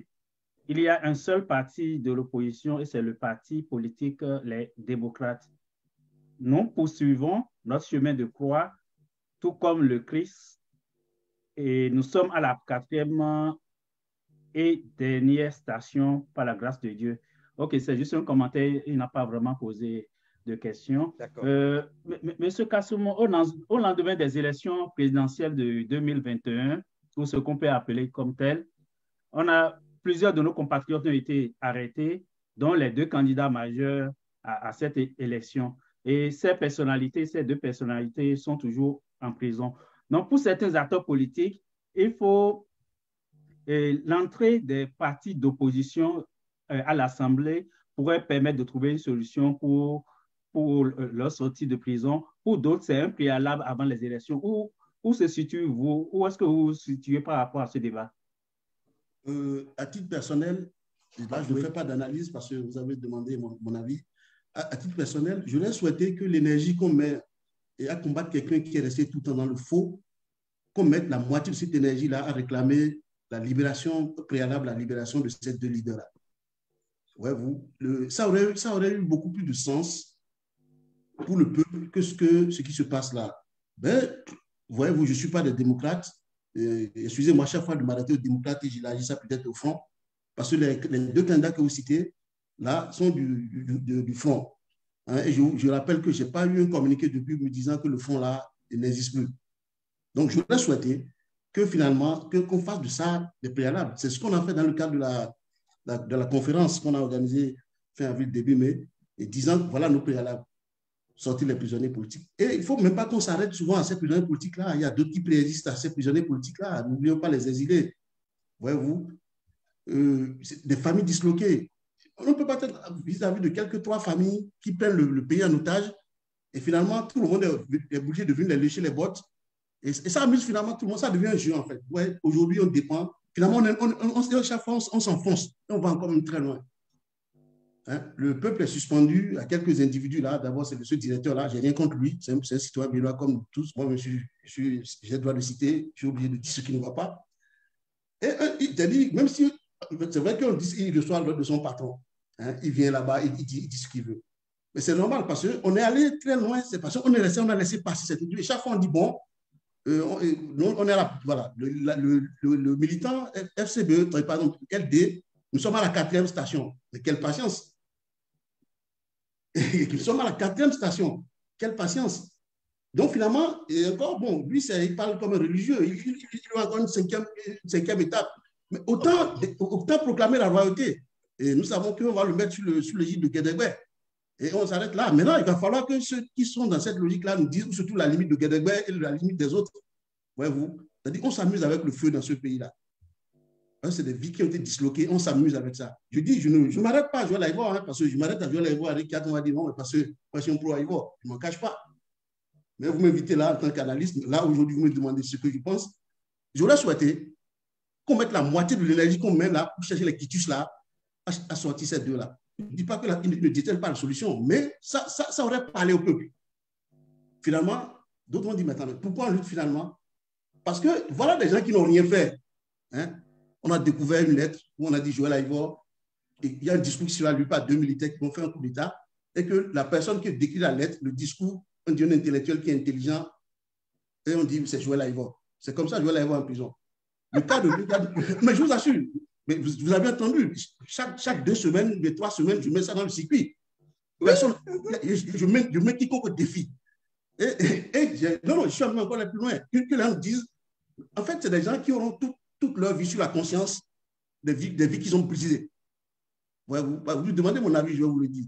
Moi, je vais vous parler, je ne vais pas changer d'ici à demain.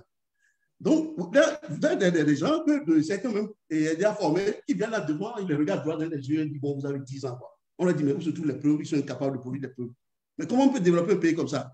Mais nous avons un État, nous avons un pays qui n'est plus performant, en fait. Notre pays on n'est pas performant dans ce pays-là. Et la plupart de nos problèmes que nous sommes en train de discuter là, qui nous perdent le temps tout le temps, ça vient de notre faculté de droit là, en fait. Hein? C'est-à-dire, c'est des gens formés à l'université de Bagdad. Nous savons ce que nous disons, quand nous disons les élections de l'université de Bagdad. Mais vous imaginez, on vous sort des droits, vous allez penser que c'est un mécanicien qui l'a rédigé, ou bien c'est un épicier qui rédige des lois dans le pays, y compris le dernier truc qu'on fait pour amuser la galerie, disant que les gens viennent supplier le tenancier de la boutique pour qu'on libère les gens. Non, le pays ne fonctionne pas comme ça. On comprend qu'ils sont allés loin, d'accord? Mais il y a discussion à tout.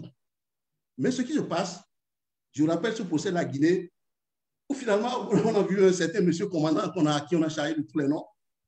Il a cassé près de 20 avocats de défense qu'il a envoyés dans les codes. Parce qu'après tout, celui qui a organisé le truc, il va vouloir vous livrer. Mais le moment viendra où chacun va s'expliquer. Et je vais m'en arrêter là. Merci beaucoup. Sur la même question, par rapport à l'interprétation ou bien aux actions que l'opposition devrait mener, certains estiment qu'il fallait des préalables avant d'aller aux élections. D'autres pensent que c'est en intégrant le Parlement ou bien la prochaine Assemblée nationale que le débat va évoluer. Oui, ça c'est vrai. Non, ça c'est faux. Je vous assure que c'est même irrationnel ce qu'on est en train de dire là. Même s'ils sont déjà allés au Parlement, mais ce n'est pas en intégrant. Non, nous sommes en face de personnes dont je crois certains, ils vont individuellement à titre personnel pour se faire leur salaire, ils sont sortis. Je le dis avec facilité, c'est-à-dire ça ne fait ni chaud ni froid. Sinon, je ne comprends pas. La logique aurait voulu, à moins qu'on me démontre le contraire, ça ne m'a jamais convaincu. Mais vous avez des votes. Attendez, qu'il y a de Madou Sordou. Le professeur Joël Aïvo, encore, nous, on n'a pas de parti. Nous, on était là, bon, le truc a été un mouvement qui ne portait pas le fait qu'on a dit, bon, on a des idées à vendre. On va se faire connaître par le peuple. On en est arrivé à sortir les gens de l'aquarium. Et finalement, ça a fait son petit bonheur de chemin. On arrête votre leader et vous faites d'abord tout ça là d'abord, sauter encore la 4e étape pour aller d'abord à l'Assemblée avant de sortir. Mais c'est une faiblesse. Ça, c'est pas la force. 14 semaines de croix, hein? Non, mais j'attends qu'on me démontre. Je suis d'accord. La route est encore longue, alors. Les éléments d'appréciation que moi j'ai. Et je rappelle toujours que Moi, je fais mes analyses là à partir des informations de seconde main. Je ne suis pas sur place. Je lis la presse, je fais des coupures, j'analyse les discours. Mais on ne peut pas me convaincre, moi, à titre personnel, disant que c'est quand on va attendre d'abord. Non, en plus, même, M. Yossou, je ne dis pas que vous êtes à côté. Ce n'est pas ça. Nous irons pour avoir beaucoup plus de députés pour qu'en 2026, mais vous êtes en face des gens qui disent vous n'irez pas. Vous allez faire quoi? Qu'est-ce qu'ils ont pu faire au directeur des impôts là depuis avant-hier? On n'a plus rien fait. Ça dit qu'il faut agir autrement. Agir autrement, ça a été dit là, il faut commencer à mettre l'intellect en truc pour dire le Bénin n'est pas une royauté. Guédégbé peut vouloir ce qu'il veut. Il y a d'autres dont les noms portent plus que le Guédégbé là. Voyez-vous, parce que ce qu'on nous a dit, c'est rien ici. Hein? On dit oui, c'est Guédégbé qui veut que vous souffrez, c'est Guédégbé qui veut que c'était prévu depuis. Non, à un moment donné, il faut dire non, le pays ne fonctionne pas comme ça. Ce n'est pas le pacte qu'on a signé avec les actions au pouvoir. Personne ne peut contester que Talon a pris correctement le pouvoir en 2016. J'ai soutenu Zissou. Talon a pris le pouvoir. Tout le monde a vu que c'est démocratique. Mais comment quelques trois individus prennent le pouvoir après, ils sont devenus méconnaissables et sont eux qui sont à tous les postes du pays. Et on vous dit de vous taire. Vous parlez parce que vous avez une connaissance fine de la chose, vous l'exposez avec votre détermination, vos mots. Comme on fait, on vous dit que vous êtes des radicaux. Alors qu'ils ne consultent même pas le dictionnaire pour savoir que c'est vous les radicaux là, c'est parce que vous avez une connaissance fine de l'affaire. Mais c'est ça le problème. Ouais, donc, c'est un faux problème. Si c'est ça, le truc de la campagne dit que nous irons, c'est nous, on veut aller là-bas pour libérer les qui là. Moi, j'attends le voir, ce ne sont pas des militaires. Ça ne se passe pas comme ça. Ouais, c'est trop gros, ça. C'est pas possible. Voilà. Voilà, merci beaucoup. Toujours sur la même question pour M. Attiadé, mais je voulais ajouter le cas du syndicaliste Laurent Météon, qui devrait théoriquement sortir dans une douzaine de jours, mais certains sont toujours inquiets, même s'il a puisé, je ne sais pas comment on le dit, sa peine. Il est resté, je crois qu'il était condamné à 5 ans. Il est resté. Mais pour sa sortie, il y a certains qui sont inquiets parce qu'on ne fait plus tellement confiance à la justice béninoise. Quel est votre regard sur ces aspects, M. Attiadé? Sur l'aspect de la libération ou sur le fait que… Oui, c'est une question à deux volets par rapport aux personnes qui sont encore en prison et puis le cas de Laurent Météon, sur ces deux aspects, oui. Oui, bon, c'est difficile de répondre ici parce que c'est clair. D'abord, je voudrais quand même rectifier une chose. La LD n'est pas le seul parti de l'opposition dans ce pays. Ah oui, par rapport aux commentaires de… Oui, il faut quand même qu'on dise pas. Il y a le PCB, il y a certains autres qui se réclament de l'opposition clairement et qui… Bon. Il y a une différence entre se réclamer de l'opposition, excusez-moi, et être dans l'opposition. Il y a des gens qui sont là. En fait, ils s'opposent aux véritables partis d'opposition qui sont les démocrates. Je suis désolé, monsieur l'invité. Non, je n'ai pas suivi votre raisonnement, s'il vous plaît. Vous dites qu'il y a d'autres partis qui se réclament de l'opposition, mais cela ne veut pas dire que réellement ils sont dans l'opposition. Tout à fait, tout à fait. À la limite, vous n'avez pas cité les FCBE. Oui, je n'ai pas cité. Même le dernier saut du pays ne peut pas dire que les FCBE, avec tout le rôle qu'ils jouent là, et les hommes les plus intègres du pays sont dans ce parti-là. Hein? Alors que, vous voyez, on nous montre que le quitus fiscal est trop technique. Ouais, c'est trop technique. Et vous connaissez les qualités de ce monsieur, de responsable nommé chef d'opposition, et ce qu'il a démontré à l'Assemblée, tous les hommes intègres du pays sont dans son parti et ils passent. À force de prendre tous les bénois pour des sauts comme ça, je pense que le système va… Encore une fois, moi je l'avais déjà dit en liminaire de notre discussion que le quitus fiscal, c'est un instrument, ça aurait pu être le certificat de conformité, ça aurait pu être… enfin, il y a toujours quelque chose qu'on peut inventer quand on veut bloquer. Désolé de vous avoir interrompu, ce n'est pas de mes habitudes. Quand on veut faire l'exclusion. Et donc, ici, en l'occurrence, c'est l'exclusion, hein, c'est le pouvoir aux mains d'un groupe ou d'une personne qui est en train de faire ces lois, des lois scélérates qu'on avait dénoncées en son temps pour dire qu'elles ne permettent pas de réaliser une démocratie réelle. L'autre chose, la question que M. Diosso a posée, c'est celle de la libération des prisonniers. Je voudrais quand même souligner une chose, c'est que ce qui s'est passé en 2021, c'est un peu ça qui nous rattrape ici. C'est-à-dire que certains sont quand même partis dans l'espoir de pouvoir changer le système de l'intérieur. Hein? Et c'est la même démarche que la LD est en train d'adopter aujourd'hui, qui consiste à dire, bon, nous ne savons pas ce que demain sera, mais nous allons essayer d'entrer dans le système pour le changer de l'intérieur. Moi, je pense que c'est une mauvaise analyse que de faire comme ça, et beaucoup ont déjà démontré à foison qu'une analyse de cette façon au Bénin aujourd'hui n'est pas la bonne solution. Nous savons que clairement, il y a des rapports de force qu'il faut créer afin de faire changer les choses. Mais si vous ne créez pas des rapports de force qui vous permettent de faire changer les choses, vous ne pouvez pas prétendre aller à une assemblée nationale pour changer, je ne sais pas. Je veux dire, même si on supposait qu'on donnait 10 voix à la LD, comment ces 10 voix pourraient changer quelque chose dans ce qu'il y a comme débat dans notre pays?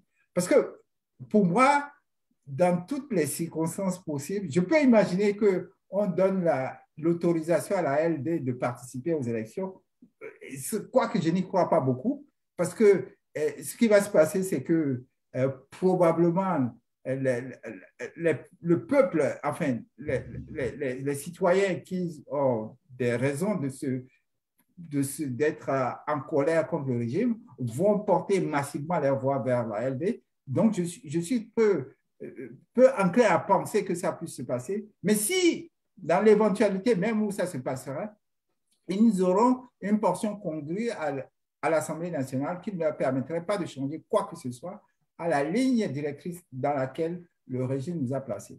Ce qu'il faut savoir, c'est qu'il y a une logique derrière ça. Hein. C'est ce qu'on appelle la dictature du développement. Je ne sais pas, quelque chose comme ça. Il y a une logique derrière ça. Parce que quelquefois, quand j'entends nos citoyens en train de parler, c'est comme si du côté de la mouvance, les gens ne pensent pas. Ils pensent, bien sûr. Ils ont des critères sur lesquels ils fonctionnent. C'est des gens qui sont aussi compétents que nous, hein, qui ont des logiques qui sont tout aussi claires que nous sur certaines choses. Donc, il ne faut pas s'étonner qu'ils aient pour eux dans une ligne qui leur permette de faire le programme qu'ils se sont amenés à faire. Quand vous écoutez Léon Roumbedi sur la télévision et qu'il explique certaines lois, par exemple celle de la suspension de peine, qui clairement montre que le régime veut se donner les moyens de contrôler qui il libère. C'est pour ça que je suis inquiet, par exemple, pour M. Montagnon, c'est pour ça que je suis inquiet pour Mme Madougou ou M. Joël Aïwa, parce que, semble-t-il, on a créé une loi là qui permet à certains moments de pouvoir gérer la chose, si je peux m'exprimer comme ça. Et donc, il y a tout ça qui permet de penser que si nous ne prenons pas autrement le défi de notre démocratie, nous n'allons pas réussir notre ambition de restaurer cette démocratie.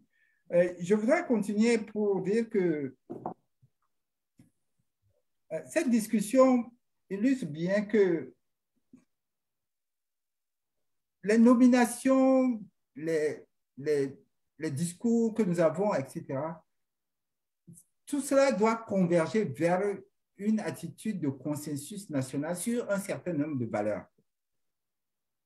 Et si on n'a pas ce consensus sur un certain nombre de valeurs, c'est que quelque part, la démocratie est viciée.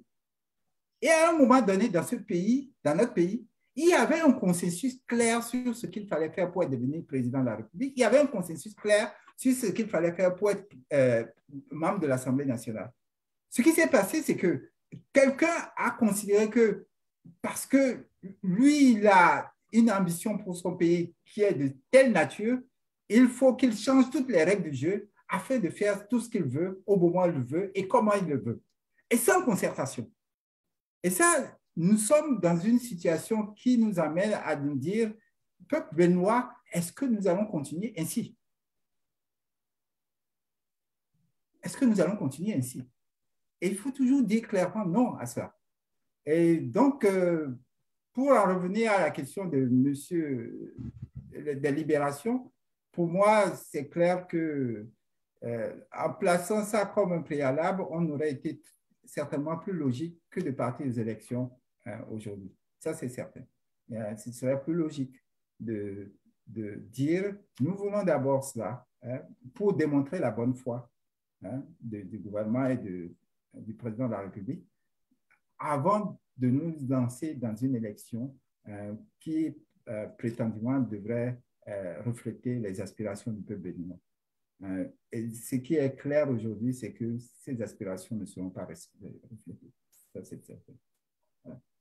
Merci. Merci beaucoup. Nous sommes pratiquement au thème de l'émission, mais je vais vous donner la parole dans une seconde. Oui, allez-y, monsieur. Oui, Rougnon, je voudrais quand même intervenir là, vous me permettez, je ne serai pas long. Au fait, je remercie les uns les autres pour ces détails. Vous avez vu un peu comment on est. Vous avez vu la facture du citoyen béninois. Vous avez des leaders charismatiques qui sont emprisonnés pour des raisons farfelues et vous pensez aller à l'intérieur d'un système qui ne vous appartient pas, qui ne vous offrira jamais la minimale parcelle de pouvoir qu'il faut pour vous exprimer même. Déjà, vous n'êtes même pas attendu, vous ne serez pas là. Et vous pensez, c'est ça, hein, et ça, je vais revenir en arrière. Parce que les gens, les Béninois aujourd'hui, pensent toujours qu'il faut prendre par exemple le pouvoir pour corriger la chose. Je dis, mais c'est pas possible. Vous ne pouvez pas viser le pouvoir d'abord avant de commencer par construire la nation, avant de commencer par faire respecter la vérité, le droit, la justice. Et en faisant ça, moi, j'expliquais même à des amis, beaucoup de gens voulaient devenir président avant de pouvoir développer leur communauté. Ils sont déjà sous la tombe. Ils n'ont même pas encore une 40 ans. Ils sont déjà morts. S'il y a quelque chose à faire, il faut le faire au jour le jour. Le mal n'a pas de camp. Comment est-ce que dans un parti comme LD, c'est pour ça qu'à un moment donné, j'essaie de déconnecter, quoi. Je dis, mais il n'y a pas de négociation pour quoi que ce soit si vous ne libérez pas vos gens, puisqu'il n'y a pas d'accusation légitime à leur endroit.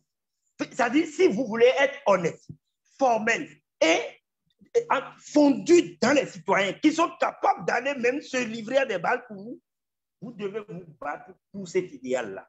C'est plus fort que toutes les idéologies qu'on peut développer. Mais vous voyez, non? C'est comme ça on est. Vous voyez, c'est ça. La preuve, les démocrates vont aux élections. Et je ne vais pas critiquer, sinon je risque de devenir un citoyen lambda qui critique le seul pouvoir de police.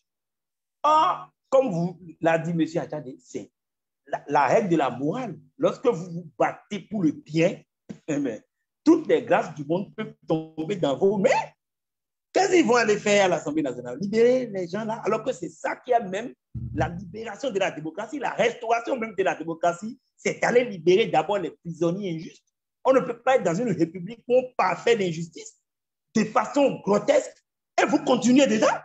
Non, ça là, vraiment, je nous connais ça. Et depuis l'université, on dit, on veut faire des élections pour des postes de salles de classe, je ne sais pas, d'amphi. Il n'y a rien dans le truc.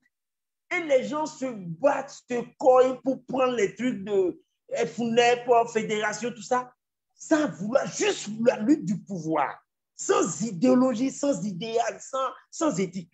Et c'est ça qu'on est en train de reproduire.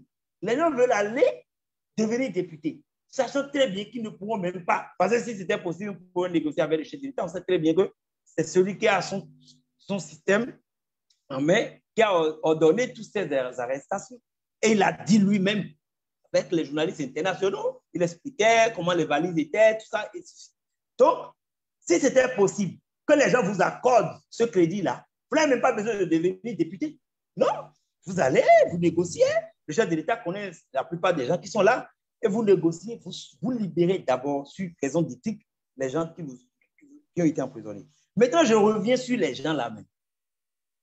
Là où je me suis dit que c'était la délivrance. Quand j'ai vu les Aïvor et le procès Aïvor et puis l'ex-ministre de la Justice, j'ai dit, bon, peut-être ceux-là, ils connaissent un peu le système, il y a l'autre qui connaît le droit, la justice, tout ça, la Constitution, il va pouvoir nous amener le nom. Mais quand j'ai vu leur lutte, c'est vrai, les revendications venaient, la libération des premiers prisonniers politiques. Mais pour moi, par exemple, je n'allais jamais aller aux élections présidentielles tant qu'on ne libère pas. Et c'est ça là qui va les unir aux citoyens, au peuple. Parce que lorsqu'on explique au peuple, est-ce que vous avez vu l'opposition depuis 2017 n'arrive pas à aller sur le terrain pour expliquer les réalités au peuple, alors que c'est ça que le peuple veut. Tant qu'on n'explique pas les seules forces en place qui arrivent à mentir, à dire ce qu'ils veulent au peuple, c'est ceux qui sont au pouvoir. Les gens ne sont même pas arrivés à organiser un relais, on n'a pas besoin d'argent. Voilà que le mécène n'est plus là. Parce que c'était un mécène pour tout le monde. Maintenant, ils décident de ne plus donner de l'argent à ceux qui ne sont pas avec lui. C'est ça qu'ils appellent l'opposition. Maintenant, vous devez trouver un autre mécanisme de relais. Il y a WhatsApp, on n'a pas créé, c'est là. Il y a Facebook, de relais pour remonter l'information à la base et aux communautés locales. C'est eux qui font le grand rôle, le grand boulot. Lorsque les gens sont bien informés, quel pouvoir? Ça n'existe pas. Lorsque les gens sont bien informés, ils vont utiliser de tous les vœux, même les levains, pour vous faire tomber. Même le kéou pour vous faire tomber. Donc, les gens sont bien informés. Et les politiciens aujourd'hui sont crispés et coincés parce que j'ai comme l'impression, excusez-moi d'être affirmatif, je ne suis pas dans le secret des dieux, ceux qui les finançaient ne leur donnent pas de l'argent. C'est ça. J'ai comme l'impression qu'ils sont pris au piège. Parce que l'information ne revient pas. Moi, je ne suis pas informé. L'information ne revient pas là-bas. Je ne suis pas dans un parti politique. Donc, je veux bien être informé que les démocrates, par exemple, soient sur le terrain et libèrent l'information, disent ce qui ne va pas. Sinon, on allait répéter tellement les faux emprisonnements que vous allez voir que les populations, vous aurez l'accompagnement et l'adhésion des populations. Donc, c'est ce que je voulais dire. Ils ont fait la même erreur même pour les présidentielles. Le seul produit même des présidentielles devait être libération des prisonniers politiques. Et on a refusé ça en 1989. On a refusé. C'est plus pour... Non, il n'y a pas un surhomme. Ça n'existe pas. C'est parce que l'opposition n'est pas organisée et s'attendait à ce qu'un mécène encore vienne peut-être les aider, ce qui n'existe plus. Il faut maintenant se prendre en charge et être patriote jusqu'à la fin et ne pas aller chercher à prendre un poste de député et exister. Ce n'est pas le député qui libère. Il faut la lutte et l'argumentaire pour jusqu'à libérer. Il n'y a pas de raison qu'on emprisonne quelqu'un qui est juste au Bénin. Ce n'est pas possible. Si vous l'avez accepté, ça veut dire tout est permis. Tout est permis. Donc, c'est ce que je voulais dire. L'erreur encore infinitésimale s'est rajoutée à une autre erreur infinitésimale et c'est devenu encore une compromission qui est en train de conduire. Vous voyez, maintenant, ceux qui sont en prison, c'est comme si c'est leur destin. Et on dit oui, ils n'ont pas consulté, ils n'ont pas fait ceci, ils n'ont pas fait ça. On a besoin de plus de il y avait le dialogue itinérant doit s'ancrer. Le dialogue itinérant, s'il avait bien commencé, ça ne peut pas s'arrêter.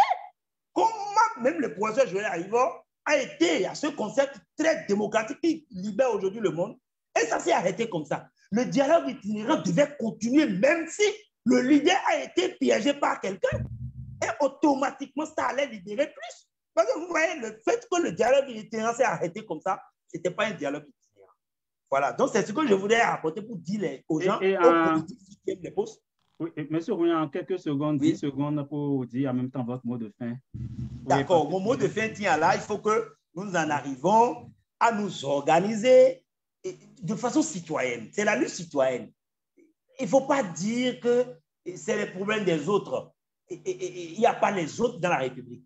Il faudrait que nous rentrions dans la dynamique citoyenne et comprendre que le mal qu'on a laissé quelque part en train de germer, le mal qui est sur le professeur Aïvo, qui est sur tel métonnier qu'on sort, c'est un mal qui nous guette tous. Il n'y a même pas un seul qui va rater la cible. Donc, ce mal-là, il faut le combattre jusqu'au dernier souffle.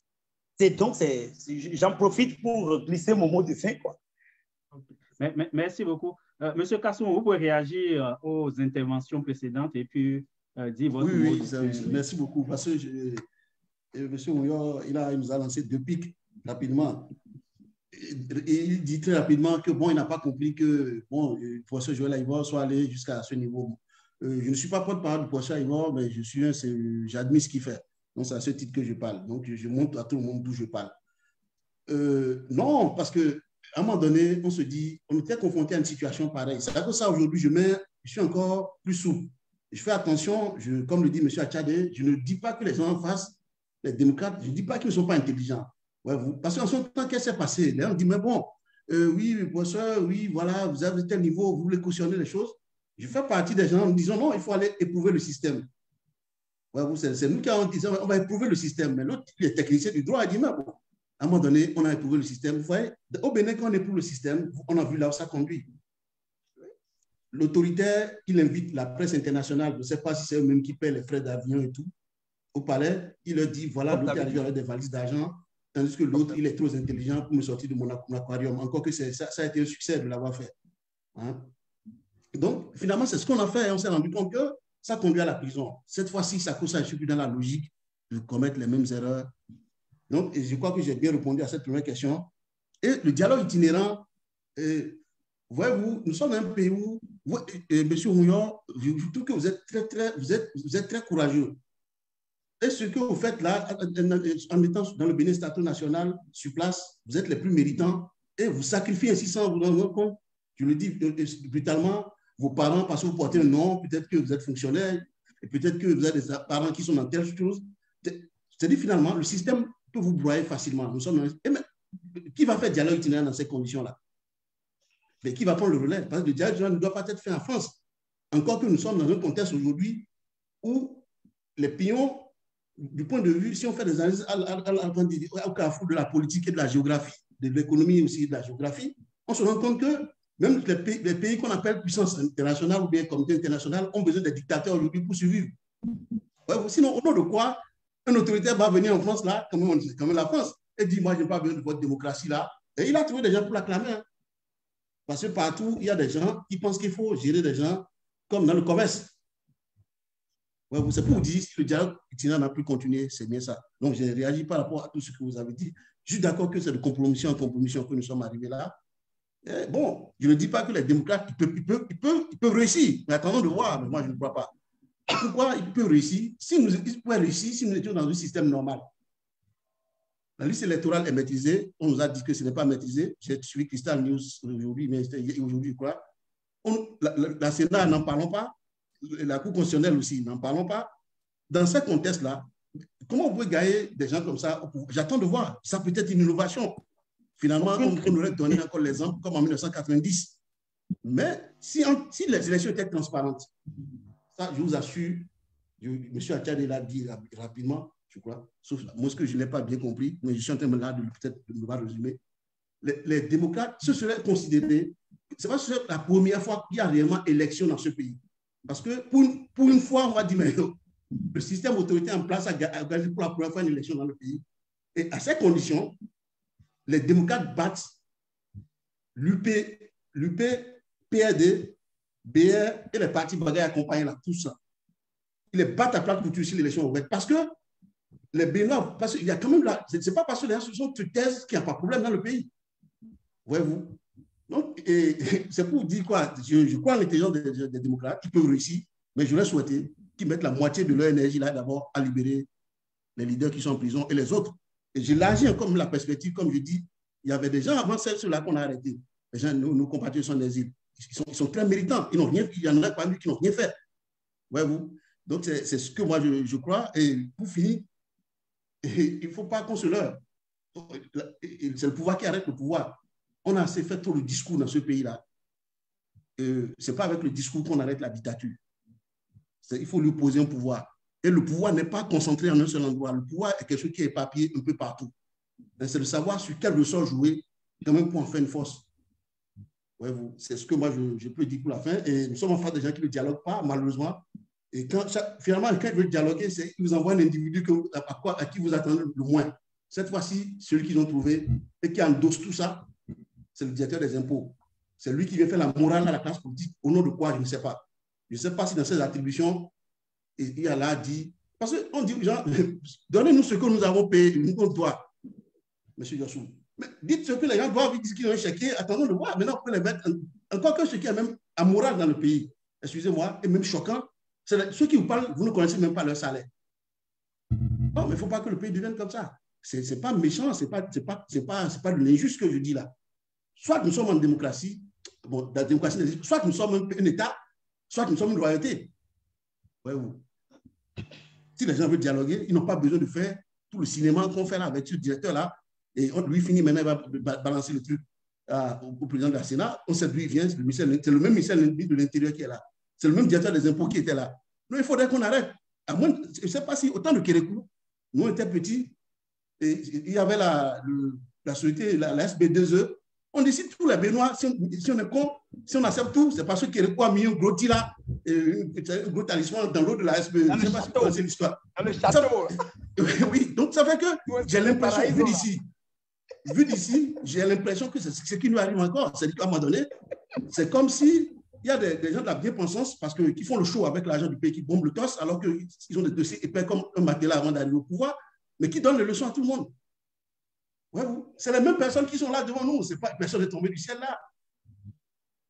Mais il faut quand même d'autres personnes qui parlent comme nous. Je parle là et d'autres parlent encore même plus fort que moi, pour qu'on puisse quand même, pour ceux à qui, parce que tout le monde n'est pas piqué par l'homme, c'est ce qui endort tout le monde. C'est pas possible.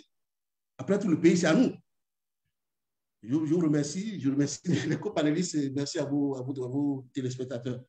Merci. Okay, merci beaucoup, M. Kassoum. Je laisse la parole à M. Achadé, qui peut réagir quand même aux autres interventions et puis dire son mot de fin. Oui. Je vous remercie, M. Diassou. Et vraiment, je suis content d'avoir participé à ce débat. Moi, il faut qu'on fasse tous le constat que notre démocratie est à l'arrêt au Bénin. Il n'y a pas de doute là-dessus.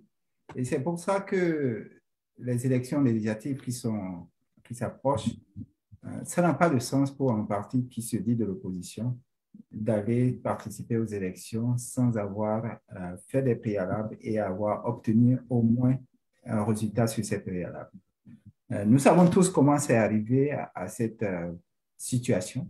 Nous savons tous que après la conférence nationale, il y a eu un certain nombre de dysfonctionnements de la démocratie qui ont conduit à ce que des personnes se saisissent du pouvoir aujourd'hui et l'exercent d'une manière totalement personnelle et qui considèrent qu'ils sont en droit de le faire parce que, semble-t-il, ils veulent développer le pays. Et je trouve qu'il y a des opportunités manquées pour notre pays parce que il y a des questions fondamentales qui sont là. Nous sommes dans une économie néocoloniale, néolibérale actuellement même aussi, et même notre monnaie, par exemple, qui est le CFA, est une monnaie qui devrait être... nous devrions sortir de ce schéma de développement parce qu'il n'est plus supportable qu'à ce niveau, 60 ans après les indépendances, notre pays continue d'utiliser une monnaie comme le CFA. Et donc, l'analyse qui est faite au sein de la classe politique qui croit au précepte de la Banque mondiale, au précepte du Fonds monétaire international, qui croit au précepte de, je ne sais pas, souvent on appelle les institutions de Bretton Woods, pour ainsi résumer, que nous sommes en croissance, alors que la réalité de nos populations, c'est que la croissance n'est pas sentie. Ça veut dire qu'il faut revoir les développements, les conditions de ce développement réel. Est-ce que nous avons en place un système de développement qui donne satisfaction, l'épanouissement aux populations? Ça, on ne répond pas. On continue de penser qu'on peut rester dans les salons climatisés et faire le développement sans les populations. Parce que le fait de ne pas avoir la démocratie, c'est aussi ça. C'est parce que la participation du peuple est perdue. Les gens ne sont pas impliqués parce qu'ils savent que leurs choix ne sont pas en fait ce qui est reflété dans le système. Et donc, on perd les contributions de chaque Béninois pour enclencher le véritable développement dont on a besoin. Et il y a des champs immenses de choses qui sont à construire dans notre pays à travers le fait que nous partageons tous un idéal qui doit conduire à faire de notre vie une vie d'épanouie dans laquelle nous trouvons un emploi, nous mettons nos enfants à l'école, nous avons un système de santé complètement solide, est-ce que nous avons de la sécurité dans notre pays, etc. Et cela, on ne peut le faire pas en étant un groupe d'individus, en gros de la société qui maîtrise tout, mais par le fait que nous avons une démocratie qui s'enracine dans les populations, qui s'enracinent dans notre peuple. Et c'est cela pour ça qu'il y a besoin de faire des élections qui soient transparentes, libres, hein, pour tout le monde, afin que les gens puissent voter et dire où se trouvent leurs aspirations. Malheureusement, on n'a pas cela et c'est vraiment dommage. Et donc, moi et beaucoup de Béninois de la diaspora, comme à l'intérieur du pays, nous avons le même discours qui est que dans ce domaine-là, il faut continuer d'expliquer à nos populations que cette forme de gouvernance qui est en place n'est pas une gouvernance qui est dans l'intérêt de nos populations. Il est possible de revendiquer une autre gouvernance qui soit plus populaire, qui soit plus ancrée dans les valeurs dans lesquelles notre civilisation est. Le Bénin est un exemple et il faut restaurer cet exemple. Il n'y a pas de raison de laisser à quelqu'un de dicter, hein, par lui seul ce qu'il faut faire pour notre pays. Il n'est pas normal que nous soyons à cette étape de notre histoire, hein, dans un recul, hein, par rapport à la démocratie. On devrait être dans une bataille de défi, hein, du développement qui comprend toutes les forces vives de la nation.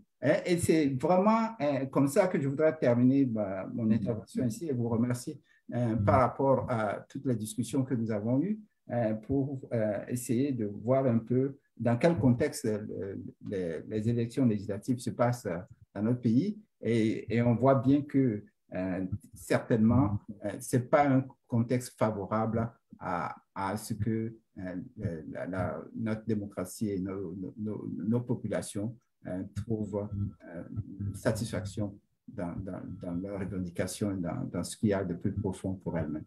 Voilà ce que je peux dire par rapport à cette émission. Et encore une fois, je remercie M. Rougnon, je remercie M. Kassoumou et M. Diossou pour cette invitation, pour cet échange très riche, très instructif. Voilà, merci beaucoup.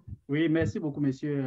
Attiadé. C'est moi qui vous remercie parce que vous avez répondu, vous avez accepté spontanément mon invitation à participer à cette émission. Contrairement à ce que l'on peut penser, ce n'est pas toujours évident d'avoir des invités. Même certains invités à qui on envoie des invitations pour se répéter ne prennent même pas, ne nous font même pas la courtoisie de nous répondre pour dire qu'ils sont disponibles, qu'ils ne sont pas disponibles. Donc, quand les gens acceptent comme ça nos invitations, nous sommes heureux. Donc, je vous remercie pour ça. Je remercie aussi, je peux les habitués de l'émission maintenant, M. Rougnon et M. Kassoumou qui sont là pour nous accompagner sur ces émissions pour pouvoir élargir un peu la réflexion par rapport à la situation du Bénin. Donc, je remercie aussi les internautes qui sont là, qui nous suivent. Et l'émission sera traitée et puis sera disponible aussi sur ma chaîne YouTube. Et puis, on va relayer ça encore toute la semaine pour que ceux qui n'ont pas suivi le direct puissent se rattraper dans les prochains jours. Donc, on se donne rendez-vous très prochainement, sûrement le dimanche prochain, pour aborder d'autres aspects des réalités au Bénin ou bien ailleurs en Afrique. Merci beaucoup et bonne fin de journée pour ceux qui sont en Europe et au Bénin. Et puis nous, on est en après-midi ici en Amérique du Nord. Merci bien. Merci.